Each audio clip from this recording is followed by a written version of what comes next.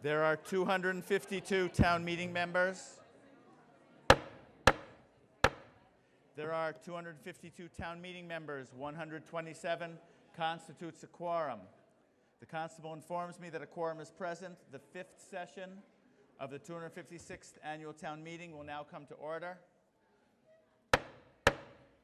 I'm aware that people are lined up and still voting for the TMCC positions. That is fine. I would ask everybody else to be quiet so they can vote and hear what I'm talking about at the same time. Quick schedule review. We next meet on Wednesday the 14th. Then we have dates reserved next week on Monday the 19th, Wednesday the 21st if necessary, Wednesday, May 28th if necessary. And then we are certainly coming back on June 2nd for the special town meeting and for additional rescheduled articles.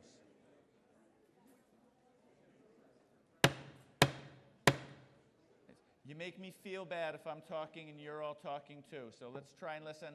I've actually had an interesting debate about whether I should say all the stuff I say about who sits where and who does what. And there's a part of me that's inclined to say, you all know where to sit, just do it.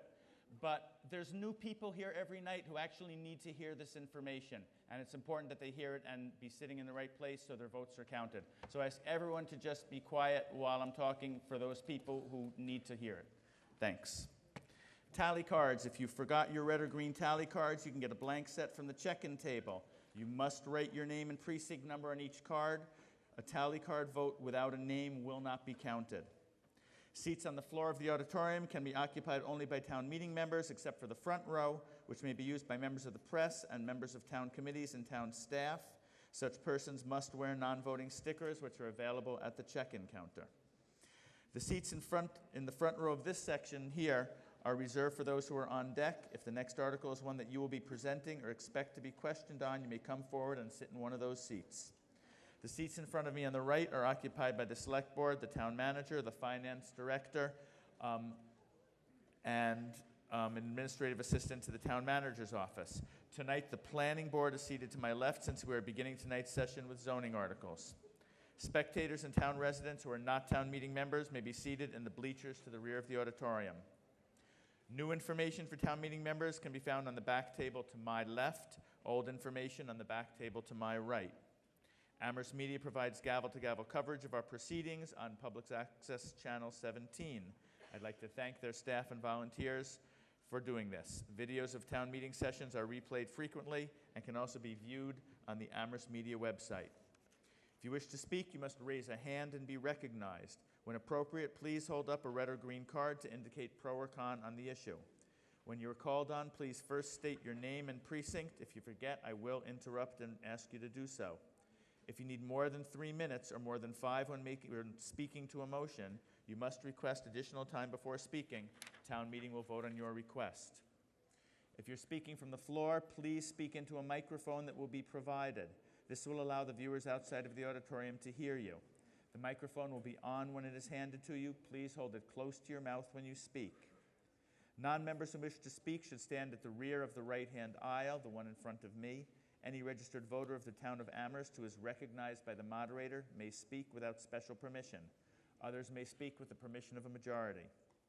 If you're making an amendment to a motion, the amendment must be presented in writing with 4 copies submitted to the town clerk, the moderator, town manager and staff, and the chair of the finance committee, or whichever board is seated to my left.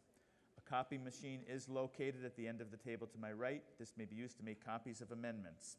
Procedural motions, such as a motion to refer or a motion to dismiss, do not need to be presented in writing. If you make any motion from the floor, it must be the first thing you do after you have been recognized and have identified yourself. You cannot speak first and then make a motion. If you've not already done so, please check your cell phone, make sure it is silenced or off. And again, another reminder, the Town Meeting Coordinating Committee elections are being held tonight. Please place your vote on the back table to my right by 9 o'clock tonight. If at any point in time you are concerned or confused about the proceedings, it is appropriate to call a point of order and ask for a clarification. It is also always okay to phone me, send me an email, or see me prior to town meeting if you need an explanation of any kind.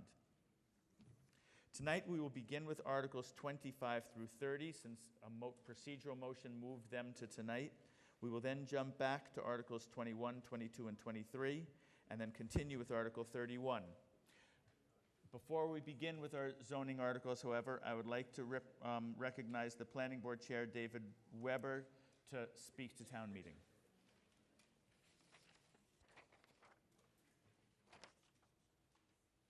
Hello. Real close to the mic. Hello. Thank you, Mr. Moderator. And on behalf of the Planning Board, thank you for hearing us tonight. Congratulations to all the new town meeting members, and welcome back to those already serving. Thanks to the Town Meeting Coordinating Committee, you should all have the new zoning primer, which explains zoning in plain English. For those of you who already speak zoning, please bear with me for just a moment for a brief overview. Zoning is how Amherst guides and controls its future development. In the zoning system, the regulations are represented by two separate but equally important parts. The zoning map, which divides the land, and the zoning by. I actually do not think we need the clock tonight. This is an important presentation prior to our zoning article, so I'd just like to hear what he has to say. And he assured me it would be very close to 3 minutes. Thank you. In the zoning system, the regulations are represented by two separate yet equally important parts. The zoning map, which divides the land, and the zoning bylaw, which controls the uses. These are their stories. The zoning map divides all land in Amherst into zones. You have a copy of this map in your zoning primer. However, the official map is on the town website. Every zone has a name. For example, limited business, BL, or general residence, RG. Generally, business zone abbreviations begin with the letter B, and residential zones begin with the letter R. On top of the basic zone, many areas are also subject to one or more overlay districts, such as watershed protection, WP, or municipal parking, MP. The zoning bylaw controls the uses allowed within each zone, as well as the dimensional regulations for structures. Section 3.3 of the zoning bylaw is known as the use chart. The use chart controls what activities or uses can or can't occur in any given zone. Other parts of the zoning bylaw describe the various zones in detail and regulate lot coverage, setbacks, and other dimensions for buildings, pavement, and parking. To promote better residential and economic development, the Planning Board offers Articles 24 to 30 for your consideration. First, you will consider Article 25, which would rezone Atkins Corner from one business district to another. Article 26, small house development, we will ask be referred back for more work. Article 27 would legitimize and regulate home businesses. Article 28 will address supplemental dwelling units associated with owner-occupied single-family homes. Article 29 or 30 would expand the permissible uses for a parcel near the north end of downtown. And special town meeting on June 2nd, after special town meeting on June 2nd, you will consider Article 24, inclusionary zoning, which would require affordable units to be built along with all future large residential projects. The Planning Board intends these articles to be separate yet equally important improvements to the zoning map and bylaw. We ask for your support. Thank you. Thank you. We are now ready to begin with Article 25, and I ask for Mr. Schreiber to make a motion. I move in terms of the article. I hear a second. You may, hang on just a second. Oh, and I just need to note, in the article, it refers to a figure 1, and that figure 1 is in the planning report, and it's also available in the town clerk's office. So if you're confused at what figure 1 means, look for your planning board report, which should be in, I believe, the first packet that you got, and that's where you'll find figure 1. And now I call on Mr. Carson to speak to this motion. Good evening. Article 25 seeks approval from town meeting to amend the official zoning map by changing the zoning designation from limited business, BL, to village center business, BVC, for 5 parcels, including the Atkins Farm Market property and portions of adjacent public ways in Atkins Corner Village Center. May I have slide 2, please?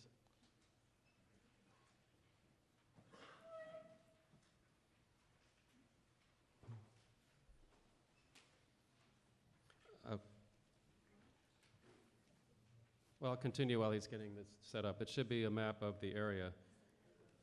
Okay, there we are.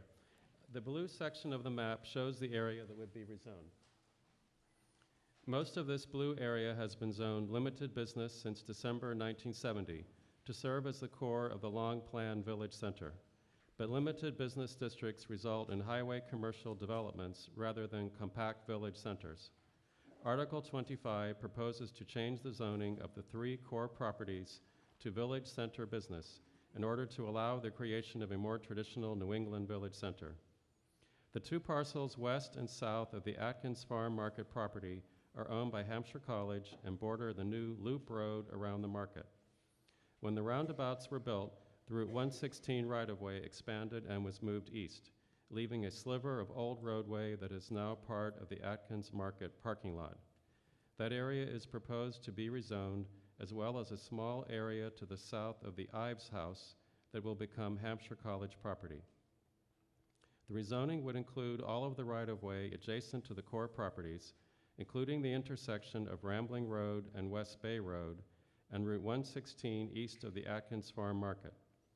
The intersection and right-of-way have been included so that future civic improvements, such as crosswalks, sidewalks, and benches, would be designed and improved as part of the village center. Slide 3, please. The regulation of uses in the limited business and village center business districts is similar, but there are some differences. For example, limited business prohibits congregate housing, whereas village center business allows it by special permit. Auto and truck rental, vehicle sales, and auto parts stores that do installation and repairs are allowed by special permit in limited business districts, but prohibited in the village center business districts. Next slide, please. Limited business zoning discourages residential development by requiring 4,000 square feet of additional lot coverage for every dwelling unit added after the first unit. In the limited business district, a single mixed-use building with 10 apartments would need a lot size 56,000 square feet. The village center business zoning does not require additional lot coverage per dwelling unit, and there is no basic minimum lot area. A 3-story mixed-use building on a 20,000 square foot lot with a footprint of 35% could house 6 to 10 residential units per floor to yield a total of 12 to 20 units above shops or offices. Next slide, please. More housing units are possible with village center business. Land is used more efficiently and development is more sustainable. The construction of residential housing is encouraged to create a compact neighborhood as stipulated in the master plan. Hampshire College representatives have stated that the college intends to use its properties in the Atkins Village Center for a mix of uses supportive of the campus and surrounding neighborhood. Both limited business and village center business allow buildings with 3 floors 35 feet tall. Village center business has a higher maximum height of 40 feet to allow peaked roofs characteristic of New England villages and appropriate for our climate.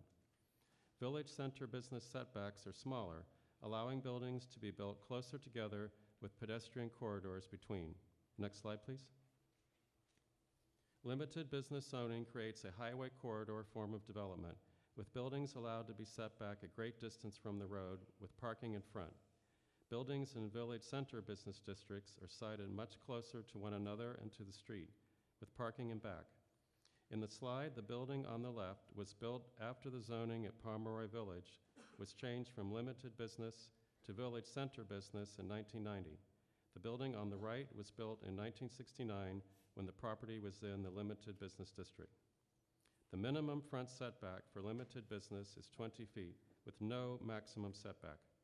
In village center business zoning, the maximum front setback is 20 feet to encourage buildings to be built close to the street, creating a pedestrian corridor. The planning board voted 7-0 with 2 members absent to recommend the town meeting adopt Article 25. Thank you. Mr. Wald for the Select Board.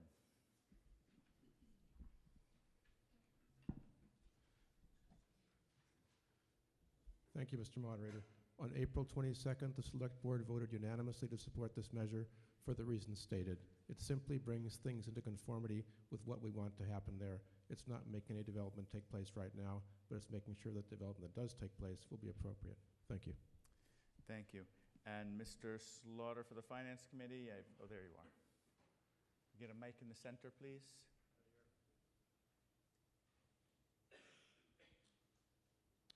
Doug Slaughter, Finance Committee. The Finance Committee voted 5-0 with 1 member absent to recommend this article. Thank you.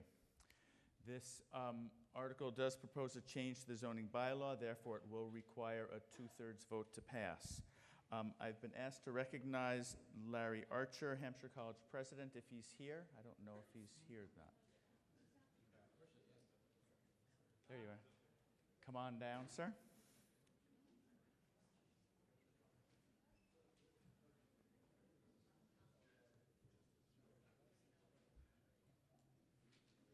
And are you a registered voter in Amherst? In that case, quick check. Do we grant permission for Mr. Archer to speak to us? All those in favor say aye. Aye. Opposed, no. You may proceed. Unanimous vote.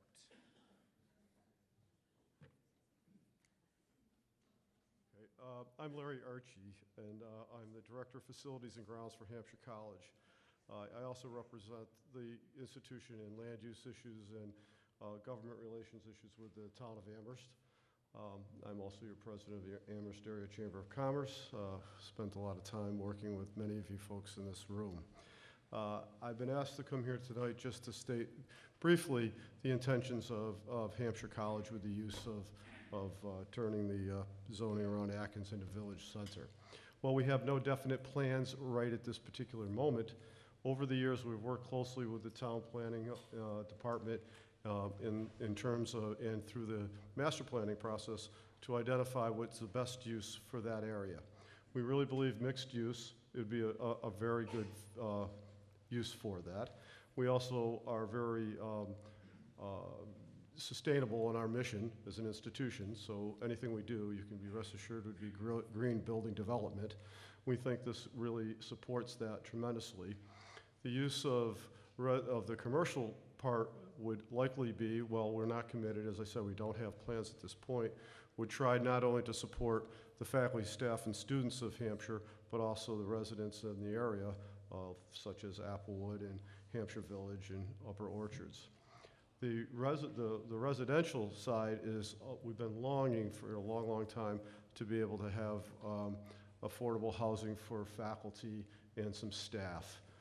It's very common that, the faculty like to live close to the place that they work, and we think that would be a very good opportunity as well. We also believe it can support a trend in America, whereas often people go into independent living, such as Applewood, and they have relatives that rent or purchase things close by in there with folks. And so those are, in general, that's where we think we may be heading. We don't have that definite right now, but it's been a long process working together with the town to come up with this kind of plan, so to speak, or concept at this point. Thank you. Thank you. Is there further discussion? Any discussion before we come to a vote? I see a hand back center there.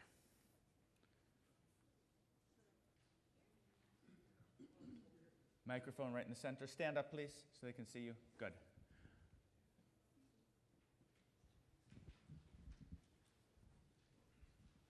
Patricia Stacy, Precinct 10. I'm wondering if the land in question is the woodland that's right near Atkins. It's just sort of west of Atkins that has 2 ponds, a stream, and forest. Have I misread the map? I'm having a little bit of trouble reading the map, Okay. so. From the planning board here? No, it isn't that area. It's the area around the Loop Road, if you know the Loop Road there. It's right across from Atkins. As you're heading towards South Hadley, there's a new loop road that the town has built. It's an L-shaped road.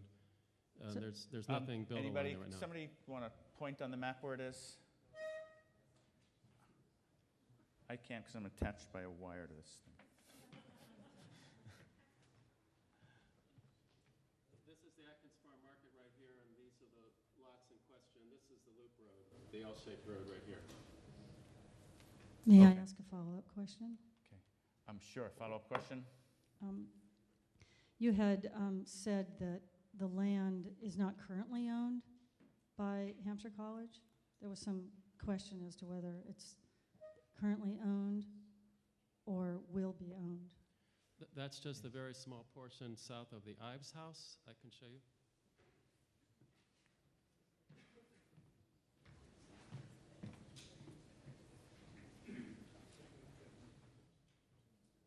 So it's just that tiny little bit just north of the Rotary that's moving to Hampshire College, I believe. Any other questions before we come to a vote? Yes, right down here in front. I'm sorry, I don't see. Janet Chevin, Precinct 7. May we hear from the minority of the planning board to understand what their vote, why they voted against this? It was unanimous. There was no minority. It was I heard unanimous. I heard 7-2. Two were absent. Two absent.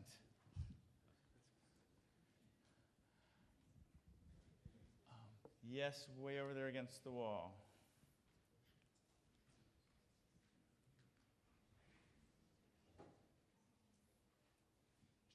Jim Oldham, Precinct 5. Just a question or a clarification.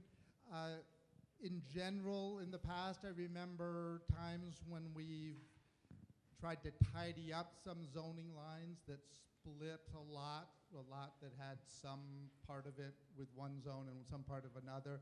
So I'm still trying to understand, would like to understand a little better what we're doing east of 116. I know you talked about extending the zoning for the full right-of-way to be able to allow for certain kinds of street structures, as I believe I understood. So I just would like clarification that in terms of the lots on that side, that the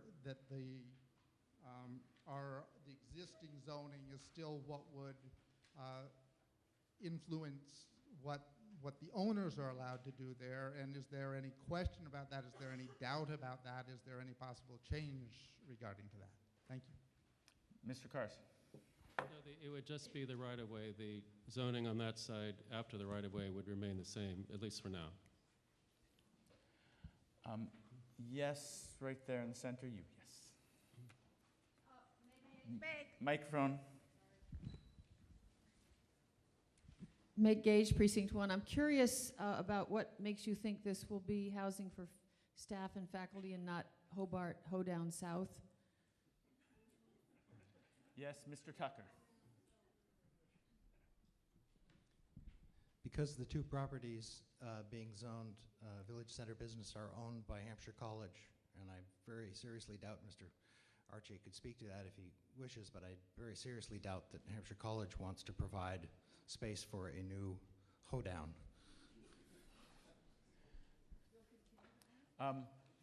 Further discussion before we come to a vote. Yes, all the way in the back, blue shirt. My name is Nelson Acosta. I'm from Precinct 8. I'm planning to vote no on this motion. The reason I'm going to be voting no is because one of my neighbors, her name is Jean, and I want to make sure she gets heard. She's been living in this town for over 70 years. She's probably in her 80s. I never asked her age. She still looks young, looks good. And her husband is in her 90s, and he still looks good. And they always pull me aside, and they say, Nelson, all this development has been about money, money, money. It's never been about the quality of life. I've seen this community grow and grow. And I understand her, because I live in Hampshire Village, And I'm going to tell you, I have 2 children, and getting into Hampshire Village, there's 2 roads to get in. When you're coming down the hill from 116, you want to make a left there. A lot of times, there's a lot of traffic coming up that hill. And trying to just make a left there is not easy. On the other street, when there's people who are trying to get out, it is really hard to get out today. Now, there's not hardly any development. I gotta tell you, the traffic on that rotary in that area has increased dramatically. Getting into the rotary, getting out during specific hours is very hard. This development really is not about quality of life. It's really become really about how we provide, facilitate investors.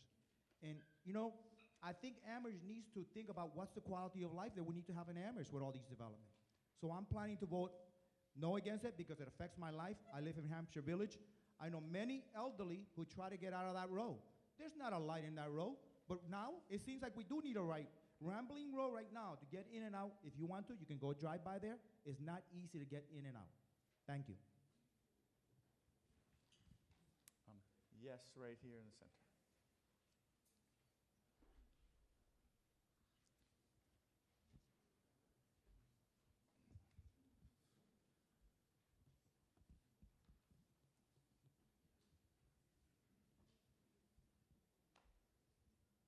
Melissa Perot, Precinct 1.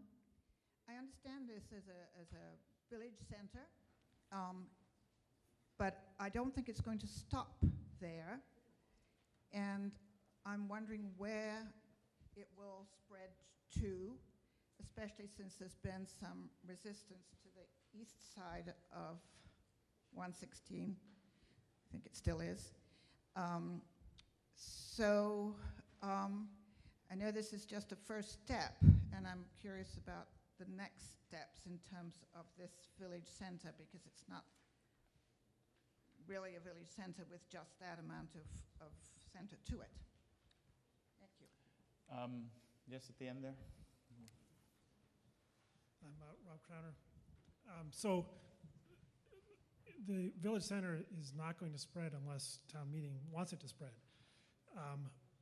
The planning board continues to think that the potential for a larger village center is there. Maybe someday other properties might be rezoned.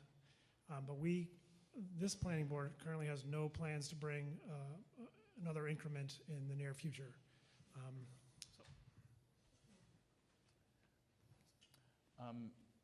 Yes, all the way in the back there, blue shirt.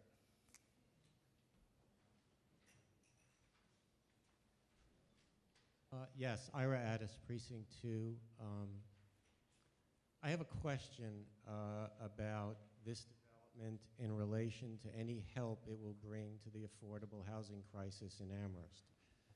I mean, I personally, don't know enough about that area to know whether this is a great idea or not. I'll rely on the residents of that area who may have concerns about it to mention it. But certainly the people who own this property, when it gets rezoned, are going to develop it. When they're going to develop it, they're not going to develop it so that they lose money. They're going to make money. And one of the issues that I've heard repeatedly, even in this brief town meeting, is our concern that when new development comes in, our plans to try and work things out so that in some way or another we are improving the housing, the affordable housing stock in Amherst. So my question is, at this point, because I don't know, do we have laws and zoning laws that state that if $3 million worth of development goes in there, a certain percentage goes to Amherst's affordable housing stock? Either directly or through the fees that I've heard talked about. Yes, Mr. Stutman. Greg Stutzman, Planning Board, Co-Chair of the Housing and Sheltering Committee, to address Mr. Addis's last point. Zoning of that type, inclusionary zoning, is actually before this session of town meeting. Yeah, I'm close to the microphone, and so Sure. talk a little slower. Absolutely. So to address Mr. Addis's last question about whether the town has zoning requirements that would require a developer to provide affordable housing, it's actually before this session of town meeting. Article 24, inclusionary zoning. So it's something that is going to be considered. And as to the question of the impact of this proposal under Article 25, the Housing and Sheltering Committee voted unanimously to support Article 25, although there's not a stipulation that we provide what's called capital A affordable housing. That is housing that's affordable to those at 80% or less of the area median income. Our current definition in Amherst of affordable housing includes those earning up to 120% of area median income. And for this reason, that this development could provide such housing, the Housing and Sheltering Committee voted to endorse it. Thank you. Mr. Tucker. As a point of information, in the Village Center Business District to which this is proposed to be rezoned, an apartment complex or a townhouse complex would be by special permit under the current zoning. And under the current zoning, anything that included more than 10 units would have to contribute 10 to 12% affordable units, even as things stand. I hope that answers your question. Thanks. I see plenty of hands. Yes, right down here in the front row. Milkar Shabazz, ex officio, but relevant to this article. Also live in Precinct 8, just off Bay Road. I am leaning in favor of voting for this particular article. However, I do have a question, if anyone here has information. Did the town spend money on the double rotary that now exists in this area? And if so, how much? Thank you.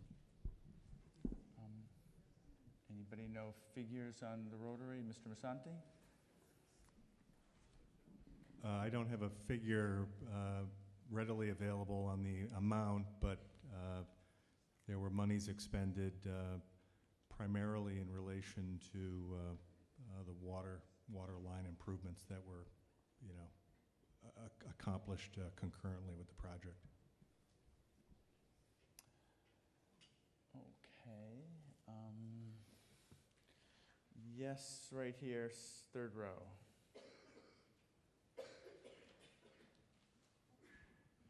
John Gould, Precinct 2. I understand some of the folks' questions and concerns, but I don't want us to lose sight of the positives that can be gained from the village-centered concept. Atkins Farm has grown to be essentially a supermarket, and we all bemoan the fact that we don't have a supermarket in downtown Amherst, in South Village or Hampshire Village or whatever it becomes called. We do have a supermarket. We will also add other, we will also add other businesses, first floor, with housing above. This kind of mixed use really speaks to all of the things that we have asked for when we've talked about master planning. It is just a very desirable setup, and I think that in this day and age, it behooves us to move toward this because it keeps people from driving more, it brings people closer to their work and closer to the goods and services that they need, and all in all, it supports our larger objectives. Yes, in the third row on that side right there. Hugh. Motion for the previous question has been made. We will now come to an immediate vote. If 2/3 of you vote yes, we will come to a vote on the motion that will be before us very soon, on motion under Article 25. All those in favor of the motion for the previous question, please say aye. Aye. All opposed, please say no. No. Let's try that once more. Everyone use a nice, simple, quiet tone of voice. All those in favor of the motion of the previous question, please say aye. Aye. All those opposed, please say no. No. Moderator hears 2/3. We will have a standing vote. Can I have tellers, please? To make sure I've got my 6 tellers. 1, 2, 3, 4, 5, 6. Okay, we have our tellers. All those in favor of the motion for the previous question, please rise and remain standing.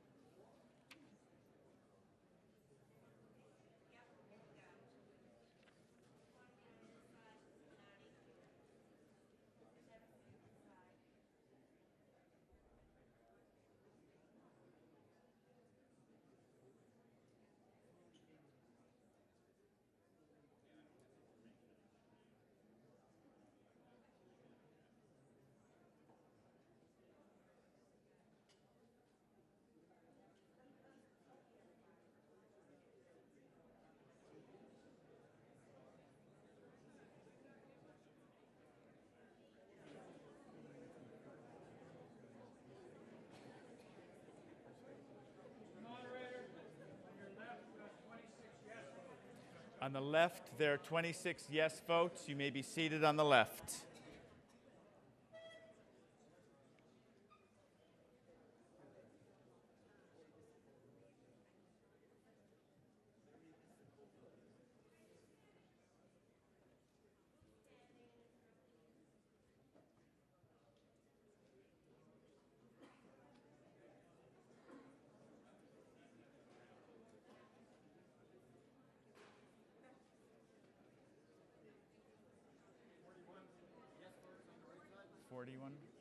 On the right, there are 41 yes votes. You may be seated on the right.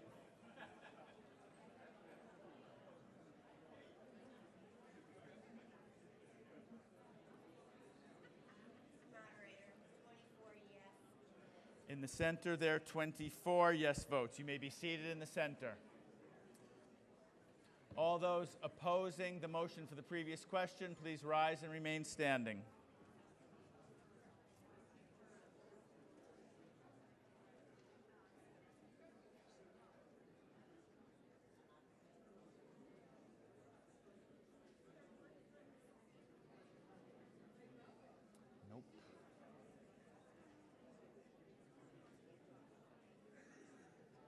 Not even close. Not even close.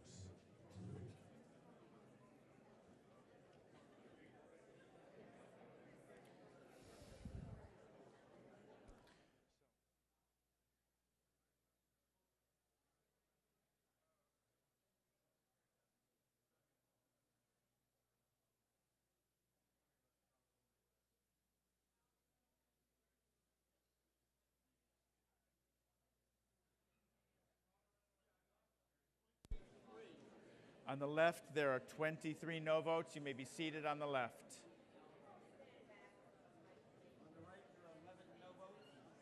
On the right, there are 11 no votes. You may be seated on the right.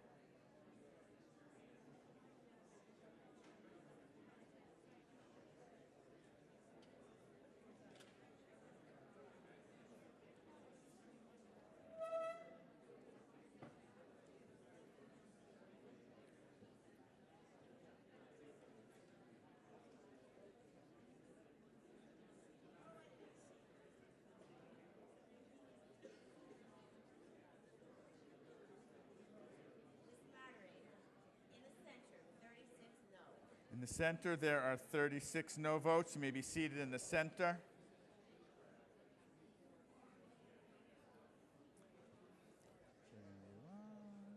There are 91 yes votes, 70 no votes. We have not achieved a two-thirds majority. Therefore, the motion for the previous question fails. We now continue discussion on Article 25. Yes, right down here. Wait for the microphone, please.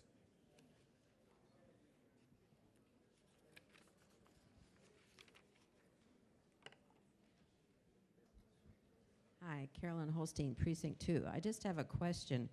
The parcel across from the Eric Carle Museum, that's the road, and then the Rambling Road entrance, will that invite development at Applewood? Yes, Mr. Carson. No, the intention there is just, as I said, if there would be a new crosswalk, for instance, going across Rambling Road over to Hampshire College, then that would include the right-of-way.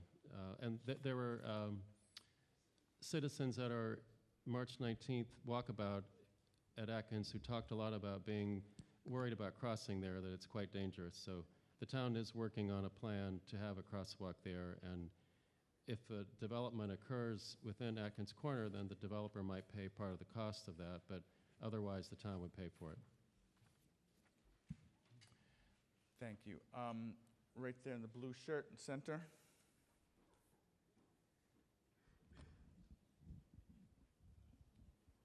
Thank you, Mr. Moderator. Alan Powell, Precinct 4. I have a question about the two parcels that belong to Hampshire College. I know the kids at Hampshire College have a choice of Atkins Market or a commute. There's really not much going on down in South Amherst, but I need to know if those two parcels could possibly be tax exempt if Hampshire College does something related to their educational mission.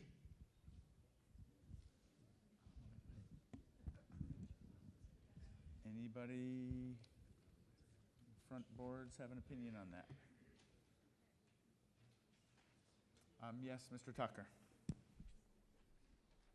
It would depend on what was proposed. The degree of educational purpose has to be fairly substantial before it's considered nonprofit by the building commissioner as a land use.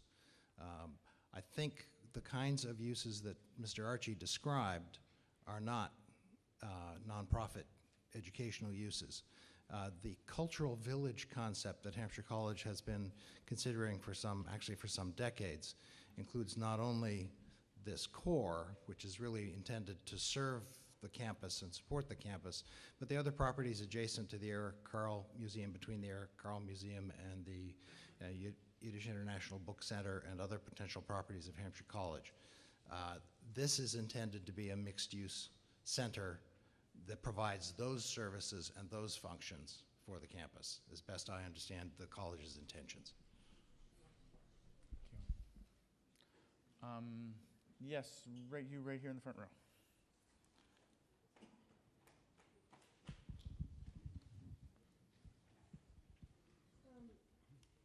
Siobhan Best, Precinct 9. So, Mr. Moderator, I just have a question. Isn't it I have a couple of questions. Isn't it a conflict of interest to have the director of grounds, I may have that a little wrong, at Hampshire, also be an Amherst member of Chamber of Commerce? And there was a couple of other positions that he holds. And I also wanted to know how many students are at Hampshire College. And I also wanted to know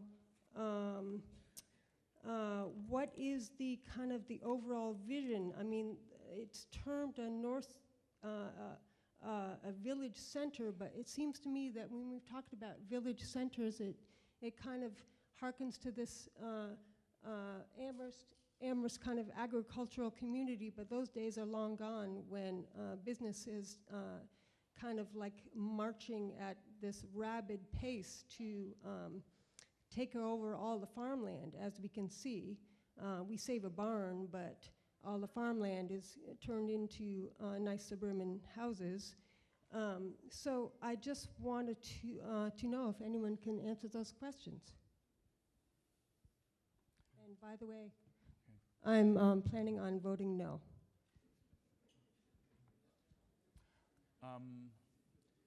Anybody interested in addressing any of these? Mr. Masanti. Yeah, I don't have the current enrollment at Hampshire, but it's well under 2,000. And I would suggest, to the contrary of your suggestion about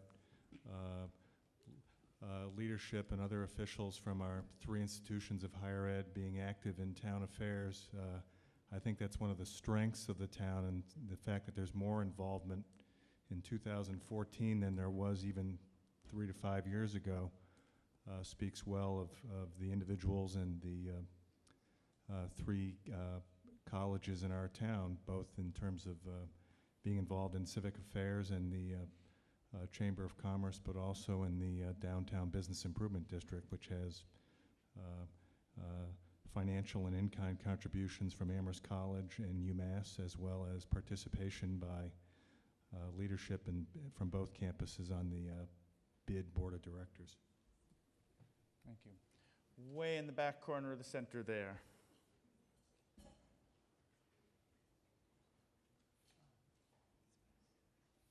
Isaac Ben Ezra, District 8. I voted to continue our discussion, even though I want to support this and plan on supporting it eventually. But I thought, and some of the questions may seem a little ambiguous for some, but I think we gain more in the end, and I don't think we talk it to death. I think this is important. We have an opportunity, what I would have said had we not had the vote, we have an opportunity to partner with Hampshire College, the business community, the members of our community, seniors, the elders, and the young couples, to make it what we want it to be in the concept of a village. Now, I think it would be hard to screw this, I won't use any stronger language, but I think it would be pretty hard to screw this up with the opportunity that we have to use the resources that all of those groups will provide. This is a model now. This is a real opportunity to show what we can do as a town when we work together. And I think we have to risk having a little bit more trust in each other. So I support this with no qualifications other than to say, let's make sure the process works now, because if it doesn't work now, it'll never work. Yes, Mr. Wall. Just briefly to the previous speaker's question, I'm an employee of Hampshire College, full disclosure, so I don't stand to gain financially in any way from anything that I do there. The student population generally fluctuates between about 1,200 and 1,450 or so, and it can't actually go any higher because of the limited housing on the campus and the desire to preserve a certain faculty-student ratio. And in fact, in the coming year, the college has decided to cut back a little bit on admissions and reduce the number of students. So at least as far as that goes, there's no chance of growth due to growth from the college. Thank you. Yes, second row right here.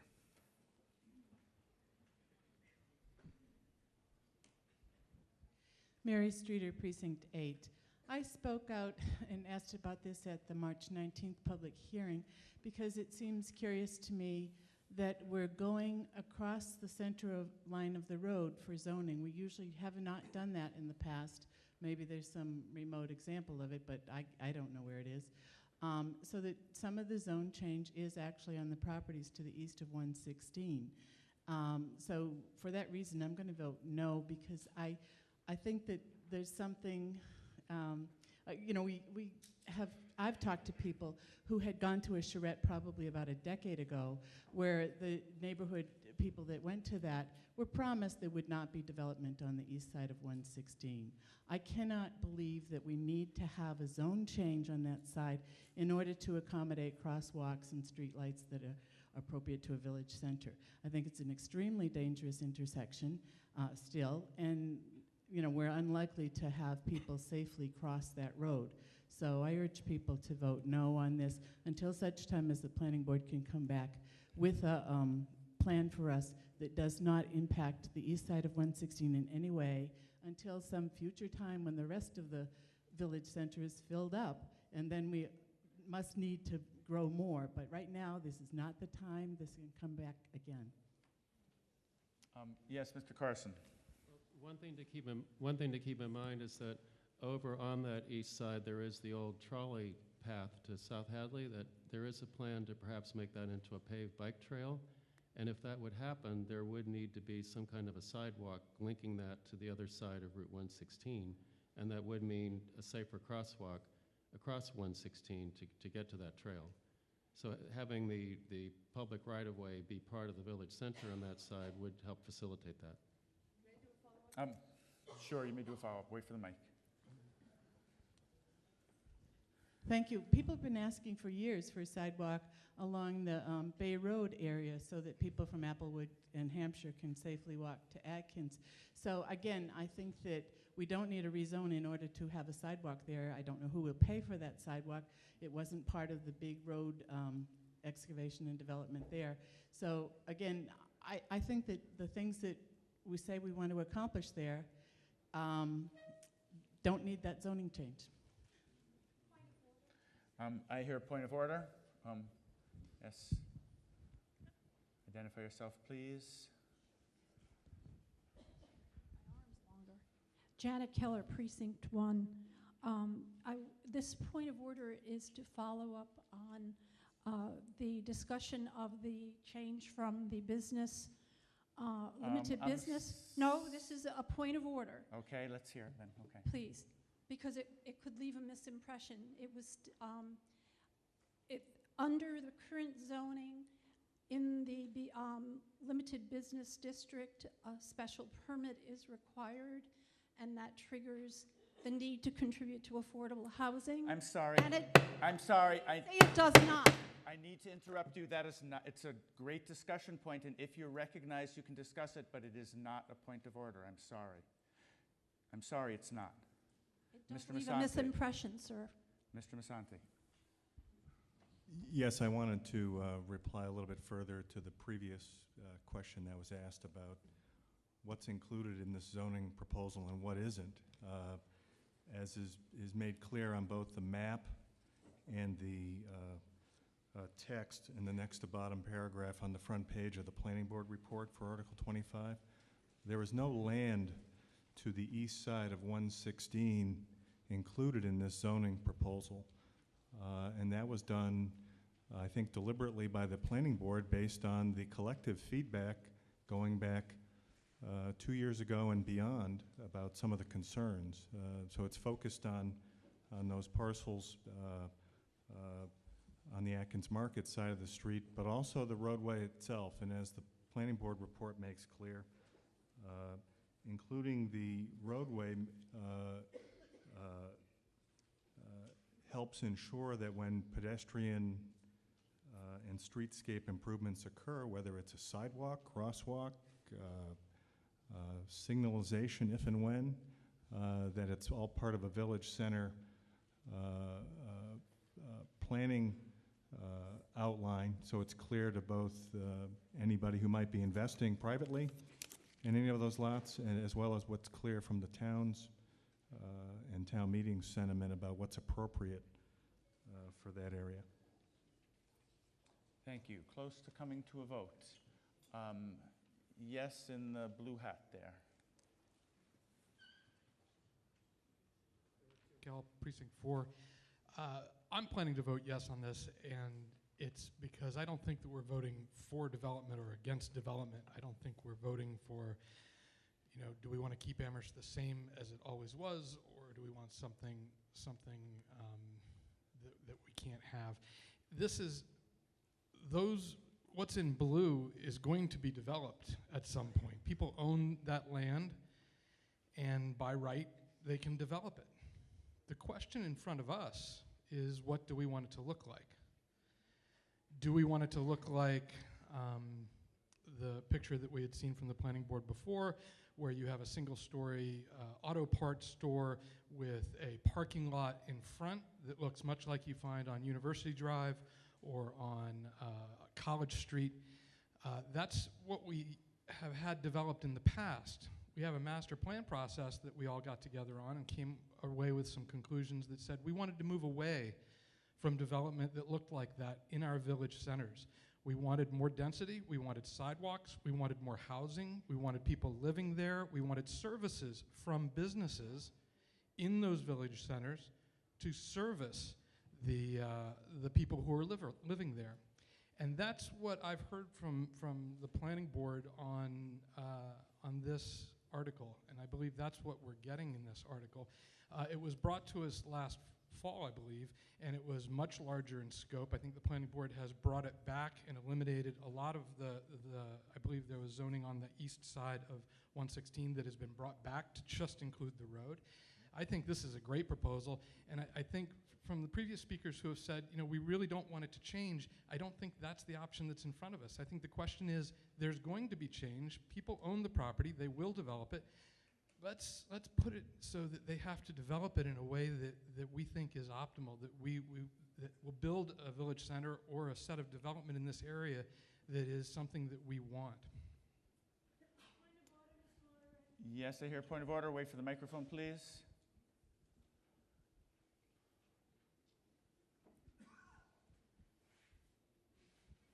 Molly Turner, Precinct 5. I may be wrong, but I don't think the previous speaker identified himself. Yeah, he did.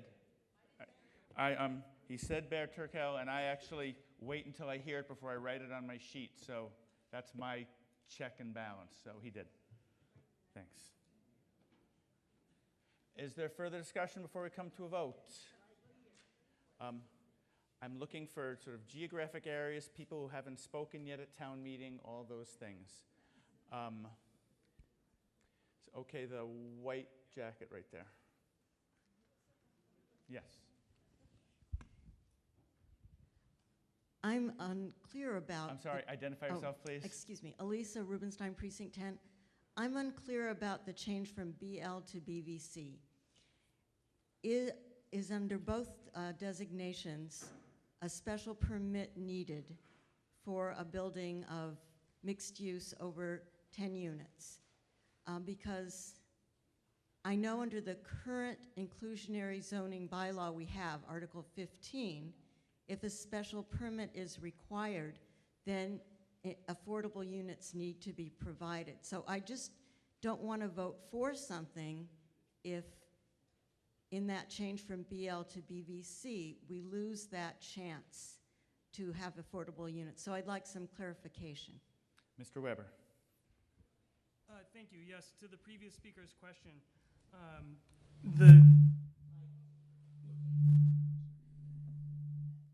not doing that, I promise.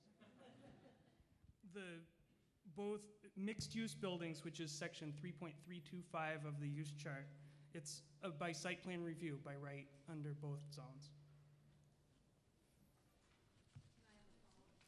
Sure, you may have a follow-up.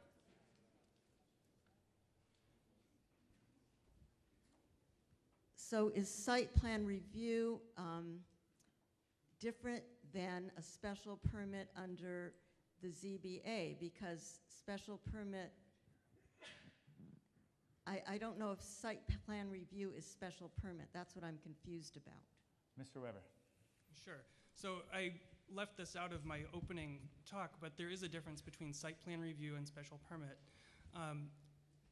A special permit goes before the ZBA to allow a use that wouldn't normally be allowed. And those uses are marked in the use chart. So for a mixed-use building, the only zone that requires a special permit would be RVC, Village Center Residence. There are a number of other zones that do not allow them at all. And then there are 5 zones that allow them by site plan review. And site plan review comes before the planning board for a review of the site plan, not the use. And it's called by right because the planning board, that is allowed to impose conditions, but not to deny the use. So that's why it's by right and site plan review. Whereas a special permit, the ZBA can say no. In this case, this amendment would not change the permitting process for mixed-use buildings. Thank you. Mr. Tucker. Perhaps the comment I made earlier created some confusion. I was speaking of apartments and townhouses in both districts are currently allowed by special permit under the BL district and would be allowed by special permit under the BVC district. So basically, whatever the larger residential uses are, the permit requirement will remain the same. There is no change in the permit requirement. Okay, are we close to coming to a vote here? Yes, in the back there, second row from the back. Yes, you.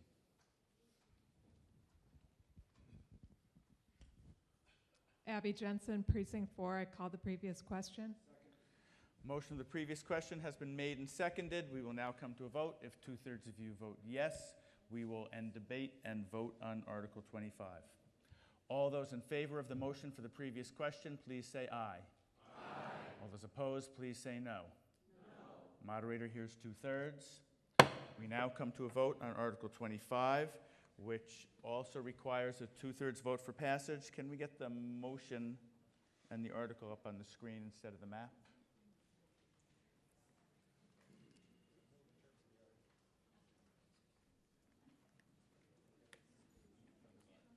Okay, so there's the motion in terms of the article down at the bottom. Everybody knows what we're voting on?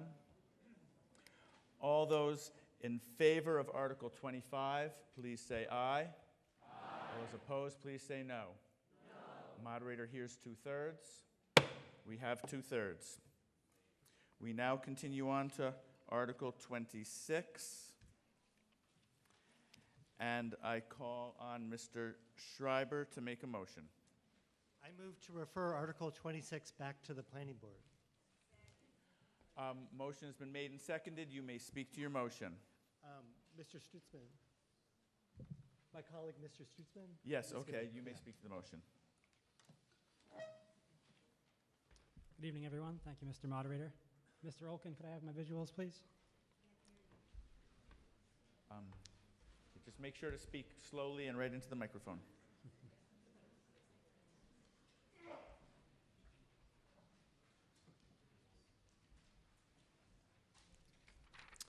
All right, though the motion to refer Article 26 back to the Planning Board is for consideration, I'd like to take this opportunity to discuss a bit the Board and the Zoning Subcommittee's efforts on this article. The Planning Board voted 7-0, with 2 absent, to recommend referral of the article.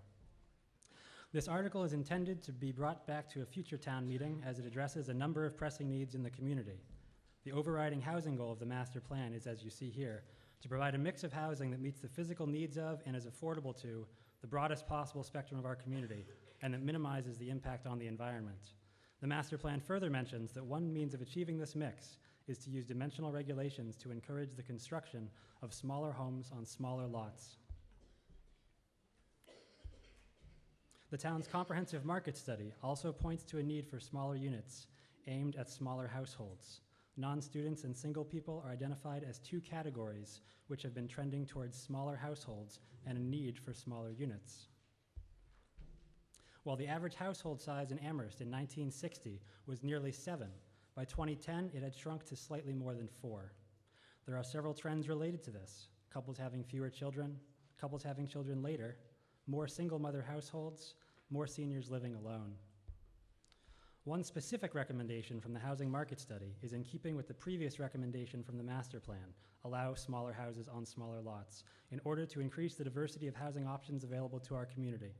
Article 26 seeks to do just that. Article 26 would create a new use category, small house. These would be allowed on lots with less frontage and area than is currently required for single-family homes. Small houses would have a minimum of 350 square feet and a maximum of 1,000 square feet of habitable space. They would be allowed only in the RG and RVC districts. These would require special permits, with the exception that those units meeting pre-established criteria could be permitted by administrative review of the building commissioner. The time needed to develop these criteria is the main reason the board has recommended referral of the article at this time. Greater flexibility in permitting small houses would offer a number of benefits. Increased affordability of smaller homes would make our housing stock accessible to more of the community. Smaller homes use fewer resources, and the proposal to site them in the RG and RVC districts would entail more people living closer to public transportation. In addition to the work needed on design criteria, there has been consideration of a new development method, pocket neighborhoods, which would allow for the simultaneous development of several small houses situated around a common area. The zoning subcommittee looks forward to working further on this article and bringing it back to a subsequent town meeting. Thank you. And Ms. Brewer for the Select Board. The Select Board voted April 22nd unanimously to recommend referral back to the Planning Board, as opposed to what the Select Board report says of April 28th, which says recommend. But it is recommend referral back to the Planning Board. And we stated the reasons, which were much summarized of what Mr. Stutzman just said. I also want to call your attention to one other written piece of documentation, in addition to the beautiful Planning Board article on Article 26, which, even though we're referring this, people should be familiar with so that they can get their questions answered before it comes back to us in the future. The other item is in regards to the great memo from the Housing and Sheltering Committee dated March 26th, and it's talking about annual town meeting zoning articles. It was from town meeting mailing number 2. At the bottom of page 2, it references, and of course this was written before we knew the town meeting article numbers, it references small house / supplemental apartments. So some of you will recognize that 26 is small house, 28 is supplemental apartments, and The paragraph here basically is a summary of the two sort of mixed together. So do not be confused by 26 and 28 in terms of owner occupancy. Article 26 at this time does not require owner occupancy, whereas Article 28 does. So again, take a look at your Article 26 report so that as the zoning subcommittee continues to work on this, you will have your questions answered. And Ms. Tileman for the Finance Committee, I have no idea where you're sitting. Is she here? There you are. The Finance Committee voted 5 with 1 absent to recommend referral to the Planning Board for reasons cited by the previous speakers. Thank you. So if we were actually voting to approve this, it would be required 2/3 vote, but since the motion is to refer, we only need a majority to refer it back to the Planning Board. Is there discussion before we come to a vote? I see a hand back there, yes. Vince O'Connor, Precinct 1. I'm not going to vote to refer this back to the Planning Board because I think it has so many problems that it should be discussed and defeated on the floor of town meeting so that we do not get back what we see in writing before us. Let me go through the deficiencies of this article, which should cause its defeat rather than its referral. Mr. O'Connor, I'm going to allow you to continue, but I just want to point out, you just said you don't want to come back and vote on what we see here, but I think the point of a referral is it wouldn't be coming back to vote on what we see here. Just want to make that clear. Well, I haven't heard anything from the Planning Board that suggests that that address the major deficiencies in the article that we have before us. If they had said that there were 3 or 4 things that were just completely wrong-headed and that they'd seen the error of the article as it stands, I'd be happy to refer it. But I didn't hear that. What I heard was we'd like to get it back, but without any kind of indication of what the problems were. What I'd like to point out as the problems on your warrant article, under standards and conditions, and your warrant on page 14, first thing, small house requirements. One of the requirements that needs to be in here is that you can't achieve a small house by buying a single family home on a relatively large lot and then demolishing the house and then cutting the house lot up into small house lots. This would really create a situation where speculators would have the inside track on families to buy single-family homes in these 2 zoning districts. Not a good idea from my perspective. So unless there's a prohibition that you can't build on a lot if you've demolished the house on it for 5 or some odd years, this article would really encourage a demolition derby in these zoning districts.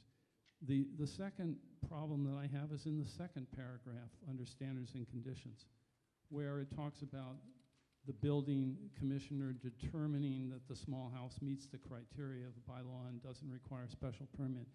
I think the conditions of the permit requirement ought to be so crystal clear in the bylaw that no discretion need be exercised. And I would just encourage the board to delete this and references like this in Article 27 and 28, because I think we should have a process and not a person deciding, and standards and criteria, not the judgment of an individual that relates to this. And finally, if I can say, look at the basic minimum lot area, look at the additional lot area, and realize that for 6,500 square feet, you can build a duplex in these 2 zoning districts. And if you have a relatively large half-acre or so lot, you could divide that lot into 3 small lot. I think this is not, what we should be encouraging in the town, and I think it is. What's proposed here is quite unwise, and until I hear something different from the planning board, I'm going to vote against the motion to refer. Further discussion on the motion to refer? I see a hand way back there in the corner.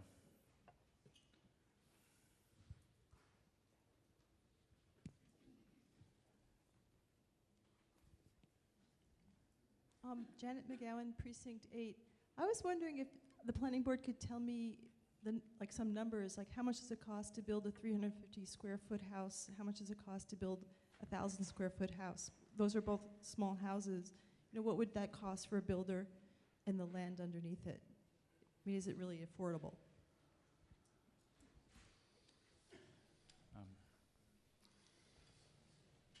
Anybody in the planning board want to answer that? And again, Mr. Weber. The reason that we're asking this be referred back is that there are a lot of questions about this and a lot of things that still need to be discussed among the board. The cost of houses, the affordability question, and a number of other things. We just feel that we didn't have time to fully vet this article. That's why we're asking that it be referred. And we will be discussing it further before the planning board, should you refer it back to us. And we would be welcome to take questions at that time. Thank you. Yes, another hand back there. Wait for the microphone, please.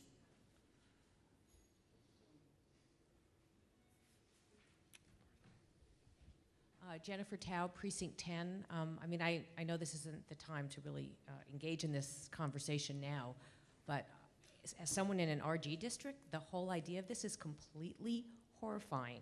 I mean, what adult is going to live in a 350 square foot house? We just dealt with the whole permitting issue where we don't want more than 4 unrelated people living on a property, and now you could basically have a series of a village of huts in the property next to you. I mean, my neighbor could probably put up 7 350 square foot, tents in the backyard. I just can't, Quonset huts, yeah, I just can't imagine what good could possibly come of this, and I just think that the Planning Commission should know there would probably be a lot of opposition. It just seems completely absurd to me, and I do concur with what the concerns Mr. O'Connor expressed. And just remind everybody again, the motion before us is the motion to refer. And yes, right there on the aisle. Blaustein, Precinct 6. I call the previous question. Motion from the previous question has been made and second. We will come to immediate vote. 2/3 of you vote yes. We will then vote on the motion to refer. All those in favor of the motion for the previous question, please say aye. Aye. All those opposed, please say no. Moderator hears 2/3. We now come to a vote on the motion to refer Article 26 back to the Planning Board for further study. This is a majority vote. All those in favor of the motion to refer, please say aye. Aye. Those opposed, please say no. No. I hear a majority. The ayes have it. We now move on to Article 27. And I call on Mr. Schreiber to make the motion. I move in terms of the article. Motion is made and seconded, and it looks like I'm calling on Mr. Weber to make the statement for the Planning Board. Thank you, Mr. Moderator.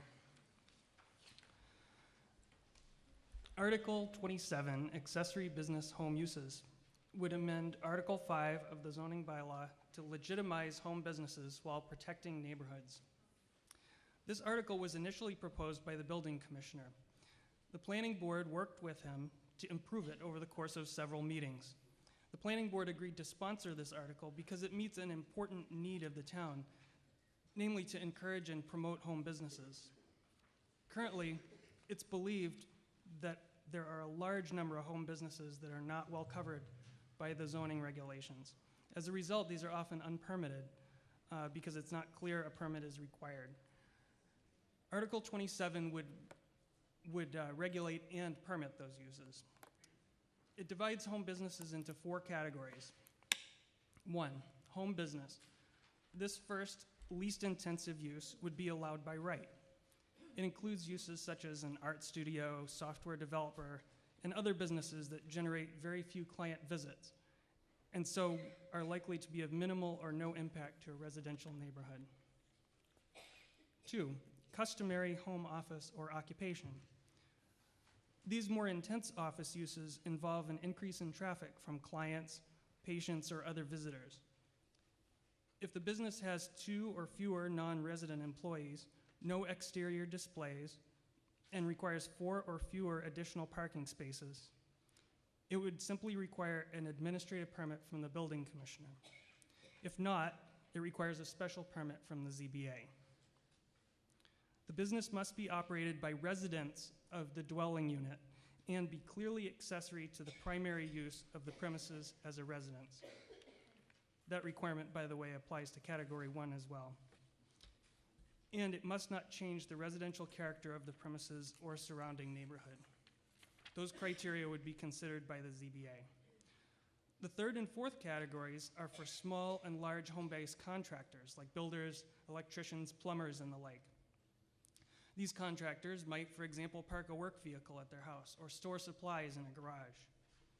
Small contractors could receive an administrative permit from the building commissioner, but large contractors, carefully defined, would need to get a special permit from the ZBA.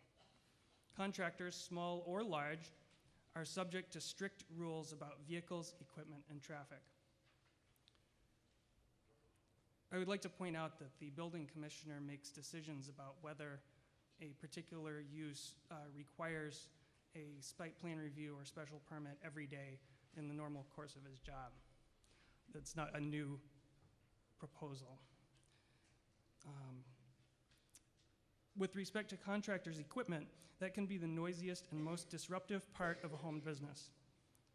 This article puts limits on both on-road vehicles and construction equipment.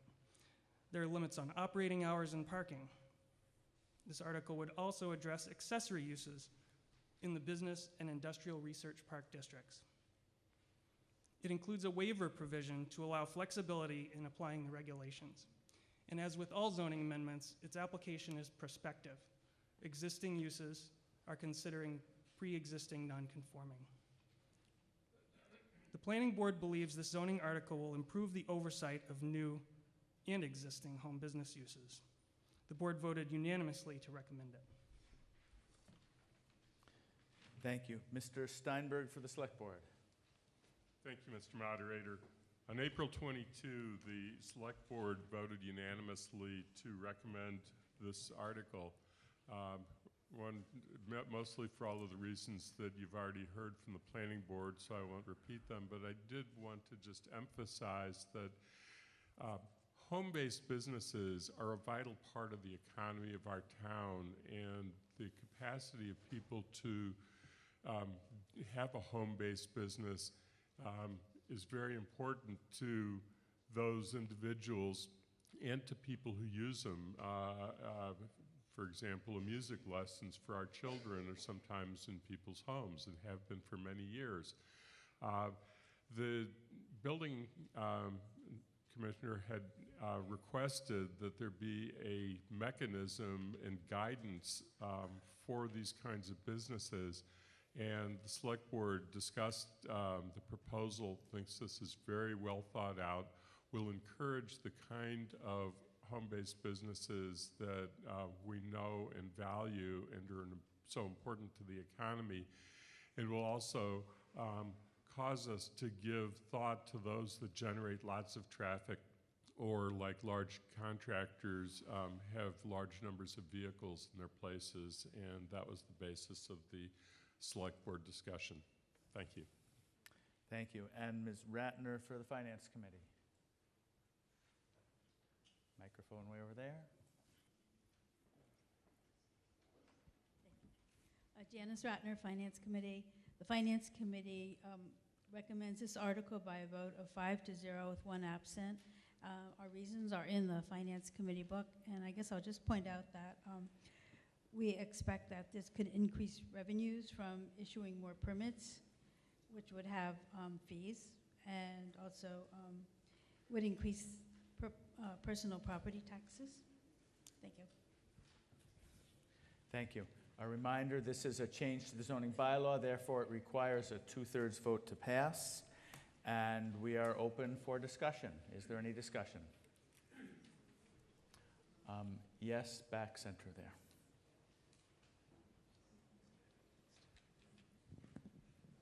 Nelson Acosta, Precinct 8. I tend to watch government very closely, and I never seen the Supreme Court of the United States come out too often with unanimous decisions. Yeah, it seems like in our town meeting, everybody's cloning things the same way. All the decisions are unanimous. Unanimous here, unanimous there, unanimous there. We're talking about having homeowners who are professional, whether they're lawyers, whether they're artists, whether they're musicians. We're talking about tapping them at home. Our town right now has one of the highest tax rates. And we're talking about tapping people who work at home, folks. I'm very liberal-minded, but I gotta say, oh my God. How far are we going? How about if you're a psychologist, or how about if you're a PhD and you have a private practice? How about if you're an engineer? You know how many businesses have been developed by some of the intellectual people in this community, and they were developed at home? How many professors who do research and have people come at home? I know we're targeting contractors with these buildings, but you know what? If there's a problem with a neighbor that they're making too much noise, or there's a situation, you call the cops. There's a noise ordinance. But how far is government supposed to go into people's lives? Professional people in our community. We're talking about taxing them some more. Do we want them to run away from our community to other communities that don't do it around here, like Hatley or Belchertown? That's a big infringement, folks. And it's, you know, I'm a new member here. I've only been 3 years, but it is crazy to hear that every decision that comes from this town body, everybody says unanimous, unanimous, unanimous. Is there any dissent or disagreement? There's a question here about the United States Constitution infringing on people's rights. And yes, there is conflict of interest here. And am I upset? Yes. Because I can't believe it. I'm shocked. Is there further discussion? Yes, over there, Mr. Crowner. I'd like to address the issue of unanimity of board votes. The reason that a lot of votes are unanimous is because we've come to consensus about what is right. They don't start out unanimous. And if we are not able to achieve a consensus, often they don't come forward. So you're really only getting proposals that a number of people have looked at, talked about, discussed, tried to figure out what is the best way to do it. And so that's why they come appearing to be unanimous. They don't start out that way. Yes, right down, white shirt there.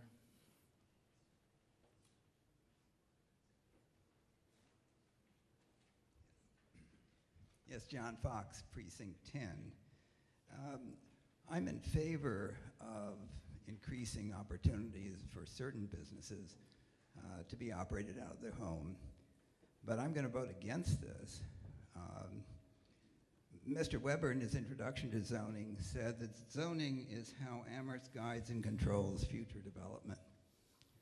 But I think this article in allowing the building commissioner to waive the special permit is really given the power to decide how development occurs. I heard Mr. Stutzman say that a problem with a deficiency of Article 26 was that you wanted to create clear criteria for the building commissioner, and I think that's a very important thing to do. I look at the criteria here for the building commissioner, and it looks just as vague in Article 27 as it does in Article 26. I think he becomes the decision maker, and even though, as Mr. Weber said, he has other opportunities in town, to decide whether it's by right or special permit. I don't want to promote that. So I would urge the planning board, I hope this is voted down, and have them come back with really clear criteria. If the building commissioner is empowered to do something, I want to be much more comfortable knowing what the boundaries are for his or her decision. Thank you very much. I hear point of order. Why don't you wait for the microphone, please?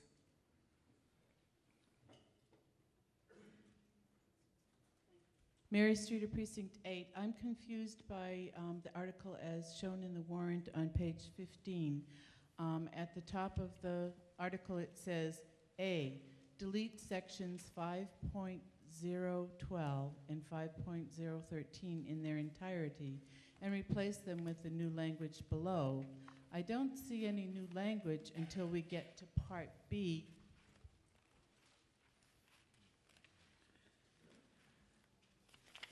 Hang on, I'm looking On it up. page 20.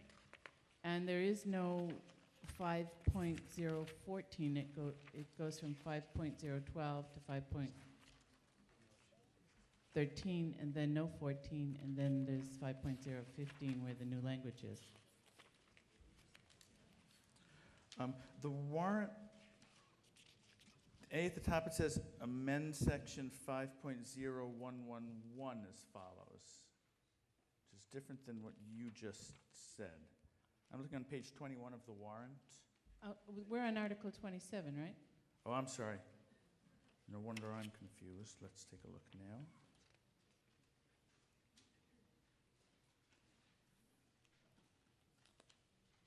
Okay, so Mr. Tucker, maybe you can clarify things here. When the planning board is proposing to replace a section entirely, it doesn't, particularly a large section, and in this case it's two existing sections in the accessory uses article of the zoning bylaw, it will say, as it does here, replace them entirely with the following language. And the following language will not necessarily be in bold italics. We use interlineation and bold italics when we're taking existing language and deleting some and adding new language. In this case, we're taking those two sections out completely and replacing them with the new language, which is in plain text, until you get to a section later on where something existing, 5.105, is being amended. And in that case, sections that are being taken out are lined out, and new language that's being added is added in bold italics. Mr. Moderator, could I ask a further question about that? Where is the new language that is not in bold?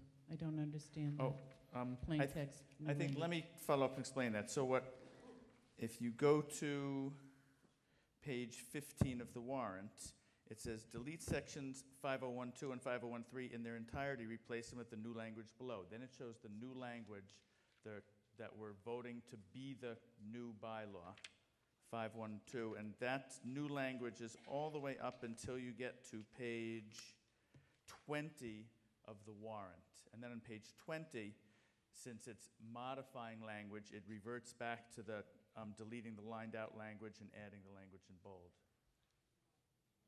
So all of this language on 17, 18, 19 is all going to be voted in as part of this? Yes. Thank you. Thanks for that point of order. Yes, on the aisle right there, striped shirt. Hilda Greenbaum, Precinct 1. I'm very confused by this, and I spent 8 years on the zoning board trying to figure out what our zoning bylaw is all about, and it's already very complicated. I've spent years also taking my children to music lessons in people's house. And what would be the process under this new bylaw if a person wanted to teach violin or piano or voice lessons in their home where they had a mother bringing children, cars would be involved? Can they just go do it, or they need to go through a whole permit process, get a permit from the building inspector, and the building inspector would decide what happens next? Or can they just go set up a business in their home? Who would be covered by this, and who would be required to go further? Mr. Mr. Weber? So, yeah, that's exactly what, I mean, we definitely discussed this, and I would hope that we can clarify it. The procedure for any of these home businesses, someone wants to offer piano lessons. The only requirement is to submit a statement of what you're going to do to the building commissioner. If it complies with the requirements of 5.0122, it's simply a home business, the least intense category, as long as it's conducted entirely within the residence or an accessory building. Not more than 2 persons other than residents are regularly employed there. There's no exterior display or storage of materials. It doesn't generate traffic that's inconsistent with the traffic associated with a residential use, i.e. one piano student at a time, for instance. And then all they have to do is submit a statement to the building inspector that that's what they're doing. There's no further permitting requirements or costs for that person. Thank you. Yes, right in the center there.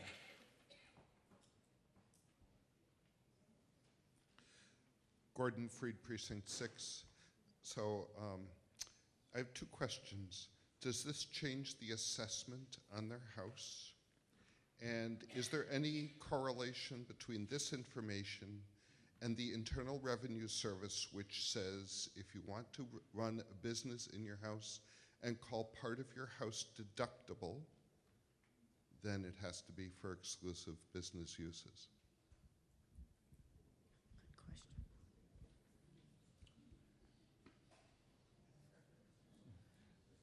Mr. Mazzanti. I'm having a flashback. I used to work in finance. First of all, the zoning proposal has no impact whatsoever on IRS regulations, and that's a matter between you and your tax attorney and the federal government. In terms of local property assessment, again, the state law is very clear about what the rules are about methods of assessment, including personal property for business use. So this zoning article in and of itself has no impact on that. It's the assessor gathering information about each parcel in the community and coming up with an appropriate assessment and assessment method for that property. I would just add, if I may, there was an earlier question about discretion, and I would argue to the body that by providing much greater clarity, categories of home business use, etc., it provides less discretion, not more, to the zoning enforcement officials, such as the building commissioner, who are involved, and less time and expense to a property owner in obtaining the necessary permissions from the town. Thank you. Yes, the blue shirt, 3rd row from the back over there.